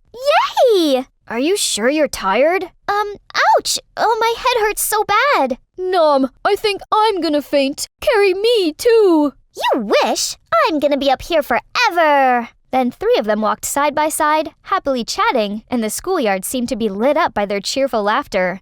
Everything went smooth like that. Then one day, Veronica woke up to see Nam was packing all his stuff. What are you doing? I'm going back to Vietnam. Why? Has anything happened? Please don't go! Get off me! Then he coldly walked straight out of her house with no more words. Veronica crouched in sadness. Worse still, no matter how hard she tried to contact him, still no replies from Nam. The only news she could update was his family's resort was plunged into crisis. And with a goodwill, Veronica's dad offered to buy the resort with an enormous sum to help them restart their business anew. And for the past 4 years, her heart still wanted no one but Nam, and she'd been waiting desperately for this reunion. Yo, long time, right, bro? Hello, stranger. It actually feels good to see them too. If only that hadn't happened, the three of us might still be a perfect trio now. Nam couldn't forget the day when the hurtful truth was revealed. It's you who schemed against our resort? But why? Huh, you should ask why your father had that impeccable resort that makes me want it to be mine. Thanks anyway. I'm gonna tell Mr. Andrews. Suit yourself. But remember, 2 families are working together on a project. Let's see. If we withdraw, who knows? Your family will go bankrupt. Do you really want that? Huh? Nam felt rage boiling up his body, but so did the powerless feeling. Right at that moment, he saw Veronica went home and immediately clanged to her mom. Mom, there's a new spa downtown. Does it speak mother-daughter time to you? Of course, hon. Anything you want. They're all the same. Spoiled rich socialites who think they're above everyone. And right in that minute, he realized that he couldn't be here any longer. Xin chao, Nam. How you doing? Do you miss me? But Nam just coldly turned to the other direction. Seems like someone just got ignored. And seems like someone wants a death note. That's fine, he's just being shy. I'd be staying in Vietnam for a while and definitely make him my boyfriend. Nam, you can't run away from me this time. But Nam was such a workaholic, and with Veronica's presence, he's stuck in the office even later. At this rate, how am I supposed to seduce him? There is the only way. After that incident, Nam's family managed to build a small hotel, but attracted a great influx of tourists. That afternoon, Veronica came there, then barged into the office room. Oh, hi! Hello. Hi. Dad told me to go here and learn some business, but Grayson doesn't give me anything. Please let me help you here. What do you want now? Nam just wanted some peace away from Veronica, but things didn't go that way easily. Come on, son. Do you remember when our family had a hard time? Veronica's family was willing to help us. Help our butt, Dad. If only you knew. Okay, but don't make a mess here. The day after, Veronica had the first working day at Nam's family's hotel. Mangosteen? We don't have this in America. Hey, you, bring me more. Hey guys, can you bring the sunshade here? I'm not wanting to be a burnt squid. Didn't you tell me you wanted to learn? Get off your butt. Then Nam gave her loads of errands that she hardly had time to breathe. Jeez, I don't need to lift a finger at home, and now I'm folding blankets? The world is getting crazy! Then she shook off the bedsheet, but somehow the towel covered her head like the one in a ghost story film. Woo! Let's see. 1, 2, 3, 1, 2, 3. I'm sexy and I know it. Little did she know, there was someone who couldn't hide his smile watching her fooling herself. She hasn't changed much. Hey, what you doing? Do it properly. Later, Veronica was dragging her aching body back to her family's resort after her first working day. Oh, I can't feel my hand anymore, and my feet hurt running around. Stop whining, Ronnie. It's nothing to what I've done today. Planning the strategies, promoting the services, blah, blah, blah. Grayson turned around to see his sister already sleeping like a log. He gently put the blanket on her when he received a phone call from Mom. Hi, Mom. I'm doing just fine. No need to worry. Hey, I heard Nam's family's hotel is doing good, right? But right at the time our resort suffered? Coincidence can't explain this properly. Grayson, I'm sure he planned to get this revenge for the past thing. I don't think he's that much. Anyway, Mom, you still hate him after those years? I hate your dad always comparing you with him. This low class will never be on the same level with my son, right? What Mom said didn't stay still in Grayson. It's true that Dad always regarded him more than me. Even when he's gone back to Vietnam, Dad still talked about Nam being this, Nam being that. Next morning, Veronica got up and freaked out that she'd overslept for more than 2 hours. When coming to the hotel, she received a glaring look from Nam and a long list of errands that seemed not to end. Gosh, I have to do this for how long? Finish it, and we're going out for lunch. Hearing that, Veronica diligently cleaned every corner of the hotel, making sure no single speck of dust left. Yay! Let's go for lunch! Huh? But why you're here as well? Happy being the third wheel? Then they went to a local store selling chicken rice, which was definitely out of Veronica's expectation. What the heck? Eating on the street? Nam, I don't like this place. I'm sweating like a dog already. Go to some restaurant and treat me with beefsteak. If you don't like it, then don't eat. No worries, I'm gonna take care of her plate. Come on! Okay, but you have to feed me. Feeling others' eyes on him, Nam had no other choice but to act along. At the first spoon, Ronnie didn't expect the taste explosion of the soft and tender chicken, as well as the gravy and rice. She immediately dug in the plate and finished in seconds. Slow down! No one takes your food! Then he gently wiped out the rice on her cheek, making her heart skip a beat. Later, Veronica and Nam took a stroll around Han River. You ask about Grayson? Veronica successfully cut the tail and made him stay still in a coffee shop. Oh, Vietnam summer is definitely like a giant oven. Aha! How about the classic move? Then Veronica wobbled like a jellyfish, aiming to fall into Nam's arms, but he suddenly walked away, leaving her landing face right on the ground. She scrambled up to see he was already chewing the fat with some random girl over there. Veronica immediately stormed in like a crazy bull towards the girl. Hey, who are you? I'm Nam's girlfriend. You better stay away from him or else. Sorry. See you next time. Then Nam hastily dragged her away. What are you doing? She's not the one you could mess around. She's my biggest partner. Is that so? I'm sorry. You, go back to work. Right now. Then Nam caught up with Grayson at a coffee shop by the river. My sister is a little annoying, right? As her brother, I do apologize to you. She's fine for the most part, but sometimes... Yeah, you know. I don't know what to do with her. There's always an answer for everything, bro. The next day, Veronica came to Nam and saw him about to go somewhere. And as usual, she insisted going along with him. Enough! Stop goofing around! But I like you. You know that. Right at that moment, a girl walked over to them. Babe! Immediately, Nam turned around and pulled her in his arms. Here you are! Then he kissed her on the lips, and Ronnie was frozen in her spot. But I like you. You know that. Right at that moment, a girl walked over to them. Babe! Immediately, Nam turned around and pulled her in his arms. Here you are! Then he kissed her on the lips, and Ronnie was frozen in her spot. Who is she? I forgot. She's Chi, my girlfriend. Hello. What? You're lying! If you have a girlfriend, I must have known! Just want to keep my personal life and work life separate. Cryptic much? Then Nam and his newly announced girlfriend walked off, leaving Veronica behind with a broken heart. But I've liked you first! So my love since I was 14 had withered even before it started to bloom? Turns out I was just fooling myself all this time.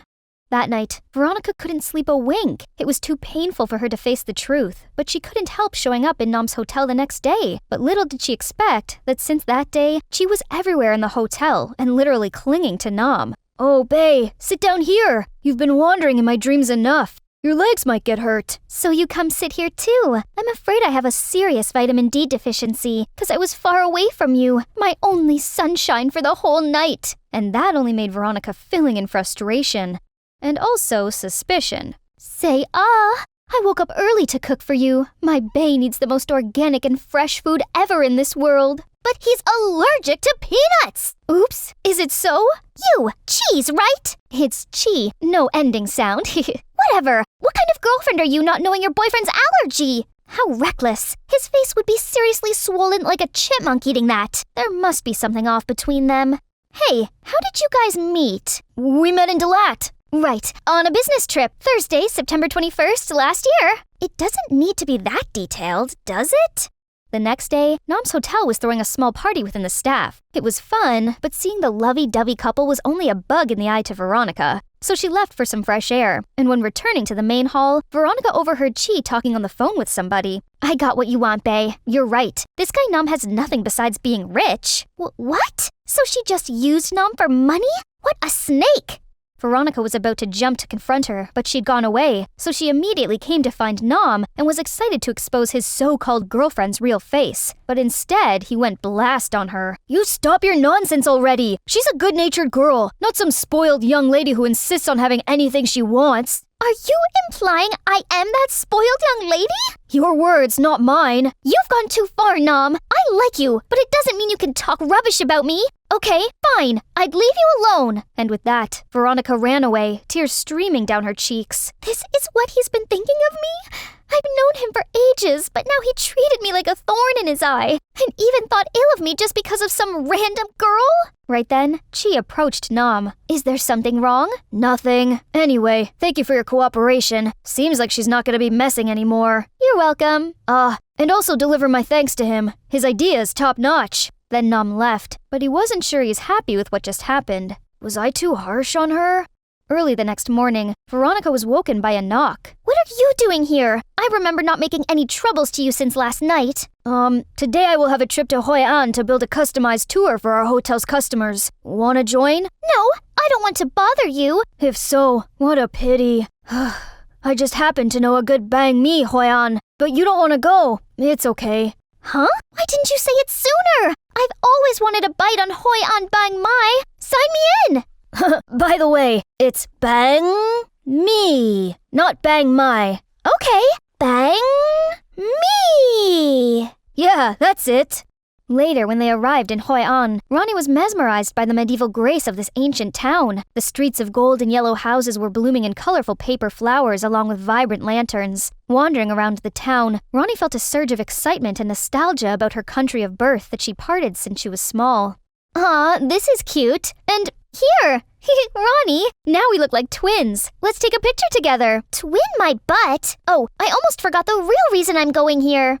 But they came to the Bang Me store to see it was jammed with people queuing. That didn't make Ronnie waver a bit, as the mouth-watering Bang Me was the only thing in her mind now. She had been patiently waiting for her turn for almost 30 minutes. But right then there was a girl with little puppy eyes looking up to her. Ronnie looked at her, then her newly baked Bang Me on her hands, and after a few seconds of hesitation, she gave it to the little girl. Hey kid, it's now yours. Huh? What's she doing? Hasn't she been longing for it all this time? Got bored already? Poof, I just don't want those kids to wait under this scorching heat. Okay. Go eat under that tree. I'll get you another one. You want some? Nah, I've eaten enough. Nom's buying bread for me. So sweet. His kind offer made her heart dance like crazy. Not knowing from afar, she was glaring at her with bullet eyes. Ronnie was happily devouring her bread when she noticed an old woman with the bamboo yoke selling something strange. What's this? Bang Nyak Do. Buy it. Yummy, yummy. It's Vietnamese dragon beard candy. Candy? So those threads are edible? Buy it for me, Nom. Bae, only kids like this. But Nom still agreed to get some for Ronnie. She was excited about the strange snacks, maybe too excited that she blew the powder so hard, accidentally getting it all over Chi's face. What? How dare you? Oops, I'm so sorry, but you look like Snow White. Just a bit of a variation. Are you okay? Oh, I'm okay. Super okay. No big deal, sis. Do I look okay to you? I think she's not some kind of sweet girl she seems to be. Just wait and see. I'm gonna expose you. And you know what? If Nom wasn't here, today would be your end. Later that night, Chi secretly went outside to meet someone. How shameless she is! The audacity of her acting flirty with someone having a girlfriend? I'm afraid she would mess up our plan, hun. If so, we'd better hurry up. I know what to do.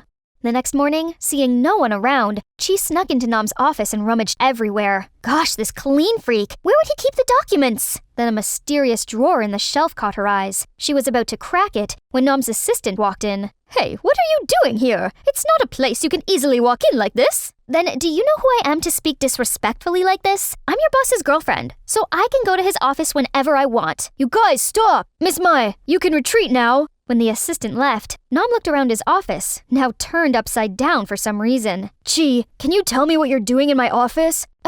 Nothing. I'm just looking for my purse here. And you've just embarrassed me in front of your employee while you're supposed to protect me. Then a big falling out broke between them, and right at the time, Veronica was passing by and heard their lousy arguments. Ooh, what's this? I said it right. Everyone knows they're not for each other just by looking. See? They're already beefing each other fiercely even before I lay a finger.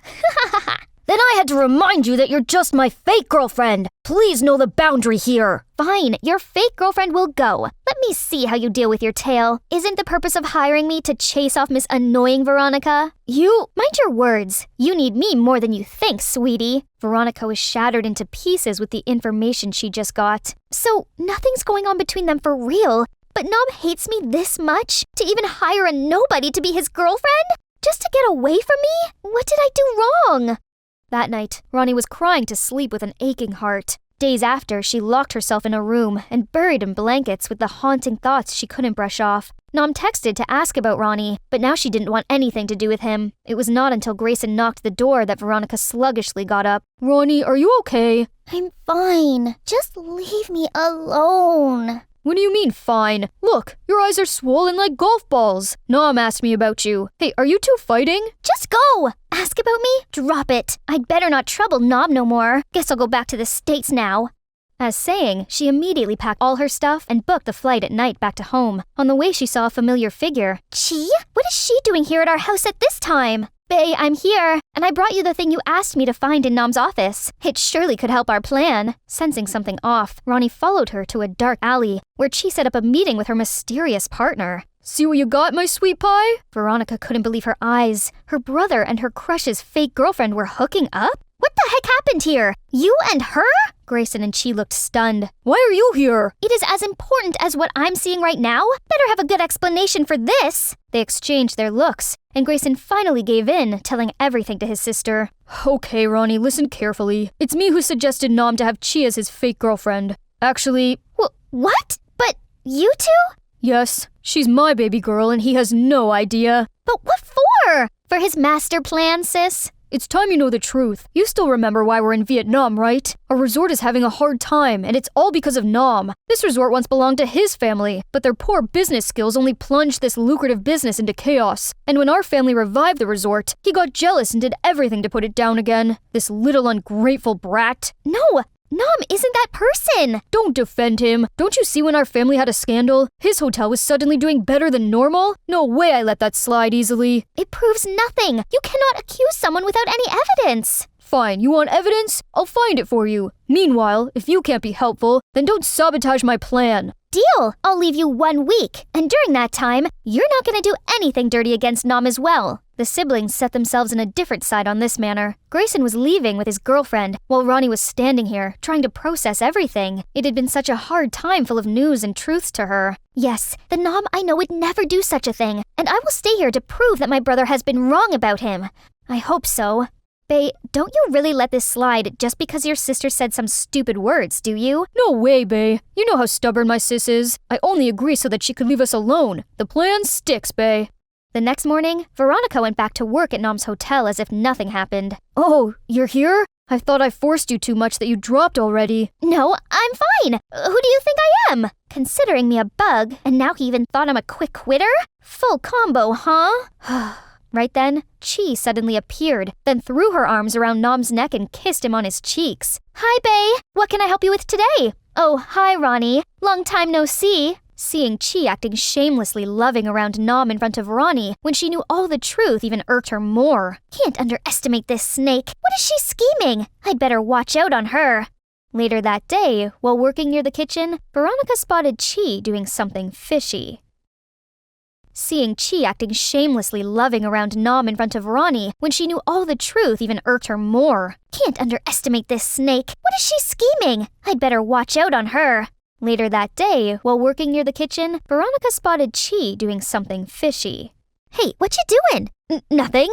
Veronica immediately bent down to see a wrinkled food package in a bin nearby. What? The expiration date was 2023. A year ago? Hey, why do we still have expired food here? Oh gosh, but is it ice cream that room 302 asked for? Right away, Ronnie asked the staff to check all of the food orders and rushed after the food trolley which was set to arrive at room 302. The news was soon to reach Nom, so he sprinted to the guest's room to see Ronnie was already there. Excuse me, miss. On behalf of the hotel, I do apologize for this inconvenience. It's on us for not training our staff well. I'll be talking to her now. Then he dragged Ronnie into the corner. You're ruining others' efforts due to your irresponsibility. Don't you see? If you can't do it properly, then do nothing. His words were like thousands of daggers pierced into Ronnie's heart. Okay, now I got it. In his eyes, I was only that, shallow. Suddenly, the guests came near them. Excuse me, I know you're teaching your staff and it's not my business to interfere, but this girl wasn't the one who delivered the food earlier. But she came here and sincerely apologized to me for what she didn't do, which is much appreciated. You should reward her instead. Hearing that, Ronnie couldn't hold her tears and ran away. Ronnie! Veronica! Sorry, I gotta go. Our manager will talk with you soon, and the hotel will offer some compensation for your trouble. Gosh, my anger got the better of me, and I hurt her once again. Where are you, Ronnie? I was too dumb to keep chasing after him like a fool, while he didn't bother to care, and even wanted to kick me out. Okay, fine. I'll go as you wish. In the blurred vision due to teary eyes, Ronnie spotted a smirk face of Chi, the one who's behind all of this. If it hadn't been for my brother and 2 families, I would expose you already, you snake! That night, Ronnie didn't want to face Nom at the hotel, so she ran to Hoai River for some fresh air, and in front of her eyes was Hoi An with a different charm. At night, when the dark covered everything, colorful lanterns were lit up, stretching the sparkling lights in every corner of the ancient town. But the splendid view didn't color her any happier. She was glumly dragging her feet on the sidewalk when she spotted an old woman sitting on the edge of a riverbank selling floating lanterns, and her hands were shaking when she was trying to light them up. Let me help you, okay?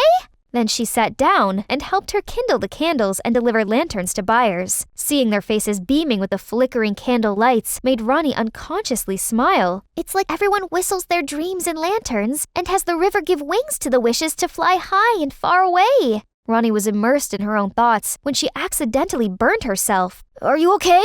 What? Ronnie, listen, I came to apologize to you for the misunderstanding this afternoon. I should have listened to you first. Let me help you. Don't frown like that, or you're gonna be some wrinkled old woman soon. Hey, hello, Earth to Veronica. Alright, let me show you around. We only have tomorrow here before returning to Da Nang. You will regret it if you don't go. Come on, I beg you, okay? Veronica was still in a foul mood, but unknowingly stretched her hand. They said goodbye to the old lady and walked side by side along Hoai River, but no one said anything until, Are you gonna ignore me forever like that? You think I'm some annoying girl, don't you? Huh? Why you ask that? No, maybe. Then why you had to hire a fake girlfriend just to avoid me? What? She knew it? But how? I'm sorry. It was the reason at first, but it turns out I was wrong about you. You have a good heart and don't deserve those things. Maybe it's too late, but I'm sorry again. I should have thought it through first. What makes you think of me like that? It's like years ago. You suddenly slammed a door in front of me without a word, and then now turned indifferent and hateful to me. Why, Nom? Something happened, and I'll tell you when time feels right. Please trust me. I never hate you and will never. Please tell me, what should I do for you to forgive me? I don't know, but maybe... Padalo. Or here they call it Dap V, right? Yes, I want to try Dap V, but we're not done here. Okay. The next day, Nom took Ronnie to Padalo as promised. Okay, Dap is riding, V is the duck. But wait, it's clearly a swan. Why? I don't know either. Vietnamese is complicated. Having tickets, 2 of them were waiting to be on boat, and Veronica couldn't hide her excitement. Okay, be careful. It's flippable. Poof, I'm not a kid. Then Ronnie excitedly jumped on the boat, causing it to sway from side to side, and it wobbled even more as she was being extremely panicked. Ah! I haven't watched Stranger Things Season 5 yet. I can't die now. Nom, save me! I told you, what? Now, take my hand. Ronnie slowly held out her hand, then Nom gently pulled her in his arms and helped her sit down. Do you feel okay now? No, I'm not okay at all. Hey, aren't you saying you want to do Padalo? Here you go. Ah, that's right. Then they left the dock and started pedaling farther. Ronnie at first had some troubles in steering the boat, but with the help of Nom, she totally enjoyed this little game. It's just like riding a bike. Simple, isn't it? Yeah, it's kind of an exercise, right? Then exercise more. And with that, they even raced against each other enthusiastically and went to the middle of the lake without knowing. Hey, why suddenly stop? I feel my legs are gonna leave me soon. Then suddenly rain started pouring down and the boat started tottering. They looked around to find that the other boats had already returned to the dock, leaving theirs alone here. Oh my god, we had to pedal fast to the dock now. Hey, together. 1, 2, 1, 2. But the strong wind made the boat even more wobbly. Just wait here until the rain stops. What? I couldn't just wait here. Anyone? Help! Help! But Ronnie's attempt clearly turned in vain, as it only invited more people on the shore taking pictures and recording them. After a while, everything was quiet before Nom broke the silence. Do you still recall that day back in secondary school? We snuck outside to buy a new flavor of our favorite bubble tea. It was raining hard, just like today. You still remember that? Right, that day we were soaked like rats, just to be chased by a dog, and we ended up dropping bubble teas on the road, and even got scolded by teachers. Then the 2 of them kept talking about the good old moments together, without noticing the rain had abated since when. Soon after, the safeguard appeared to help them return to the dock. About Ronnie and Nom, they might get wet, but more than that, they were soaked in the fresh emotions towards each other. Nom, let's call today Duck Day. And on this day, June 6th, every year, we're gonna do Padalo again. Sounds fun. That night, someone uploaded photos of them on the lake on the internet. It naturally became the meme of the day and received thousands of reactions. Those comments are so funny. Nom, you read it? But not as funny as your face. Then every night after, they kept texting each other, and it was always dawn when they finally said goodnight. Is it too early to think about our firstborn child's name? No way Nom would do anything to harm my family. But what should I do to convince Grayson? I've been wrong about her all the time. It was stupid of me to project my hatred towards her mom to her.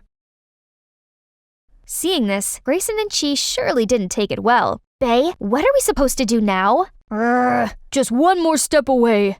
Early the next morning, Grayson met Ronnie for some negotiation. My baby sis, our plan needs your little help to be kicked off. No way I help you. Stop your silly crush. Do you really dare to betray your own family just for some jerk? Says you. I gave you 1 week to find evidence, and now what you've got? Nothing, apart from some dirty tricks you pulled on Nom. Tell you what, I'm out.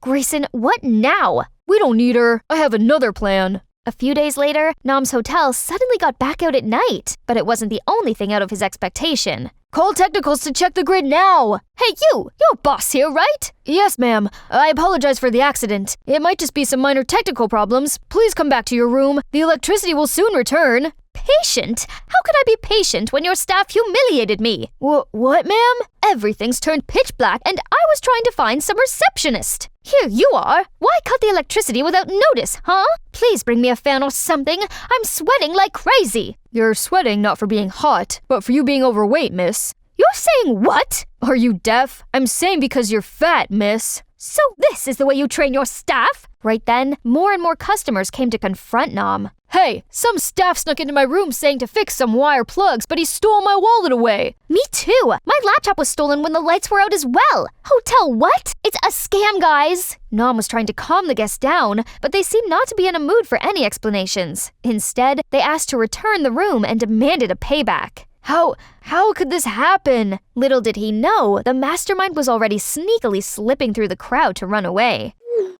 That's it. And now let's see how that jerk deals with this. Nom tried to track down the staff, but he was nowhere to be seen. The hotel was plunged into turmoil. Orders came in few, and the reputation was seriously in ruin. Ronnie couldn't bear seeing that. It's definitely Grayson who's behind all of this. He's my brother, but he's wrong this time. Even if it's true Nom wanted to harm our family, there's many other ways to confront this. And she meant it. She came straight to find Grayson. It's you, right? What are you talking about? Don't act innocent. It's you who set up the Nom's hotel incident. Yes, it's me. So what? This little brat has no skills in running business anyway. I just helped him realize it sooner. You have to admit this and return the prestige to Nom's hotel. Huh? Are you dreaming, my little sis? Oh no, my big bro. I'm sorry to tell you that actually, I've already recorded our conversation. If you have no guts to admit, then let your little sis do it. Hey, I don't know anything about this. Don't drag me into this. Bye! Why do you do this? I'm your brother! That's why I want you to understand we couldn't take revenge by revenge. Jesus, did that jerk cast a spell on you or what? Why now you still blindly trust him? It's him who made our resort stumble. Then Nom out of the blue barged in. Who told you I harmed your family? Here you are. If not you, then who else? Isn't it you who did this to take revenge for... Keep talking. Why stop? Take revenge for what? I've already turned a blind eye and let this slide, and now you want to dig this up? Okay, fine. That's when Ronnie knew all the truth about her mom scheming on taking Nom's family's resort for her own possession. That's also the reason why that day he coldly left her without a word.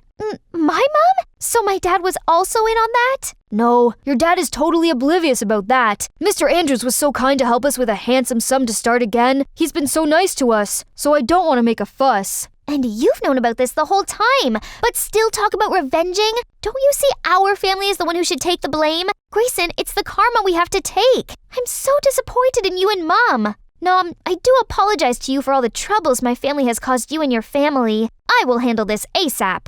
Then Veronica asked Grayson to publicly admit his scheme and apologize to Nom. This wasn't easy for Grayson, but I know deep down, my brother isn't a bad person. Thanks to that, Nom's hotel resumed working smoothly as before. After that, Ronnie and her brother came back to the States and told the truth to their dad. What? You've been doing this behind my back the whole time? You know what? We're more brothers to each other. When I had nothing, it's him who helped to lift me up, and now you requite evil with good?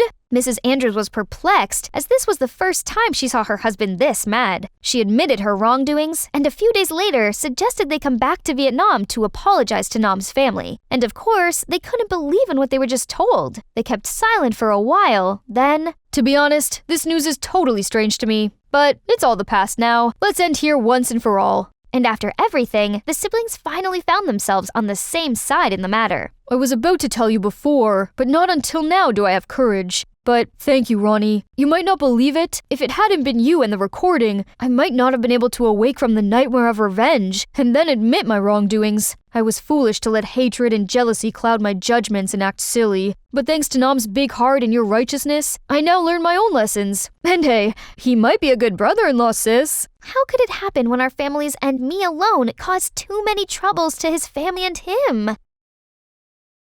2 years later, now Veronica has worked for her family business as Grayson's assistant. One day, when going back to home after a tiring working day, she got a message from a strange number. What's this? This is creepy. Anyways, today is June 6th, so what? Oh my, is it... Veronica hurriedly outside to see Nam already there, holding a big bouquet. Ready? Ready. Why you suddenly... Oh no. See, what takes you so long? Oh, pardon me, princess. It's hard to find a pedalo, a true Dap V in the States.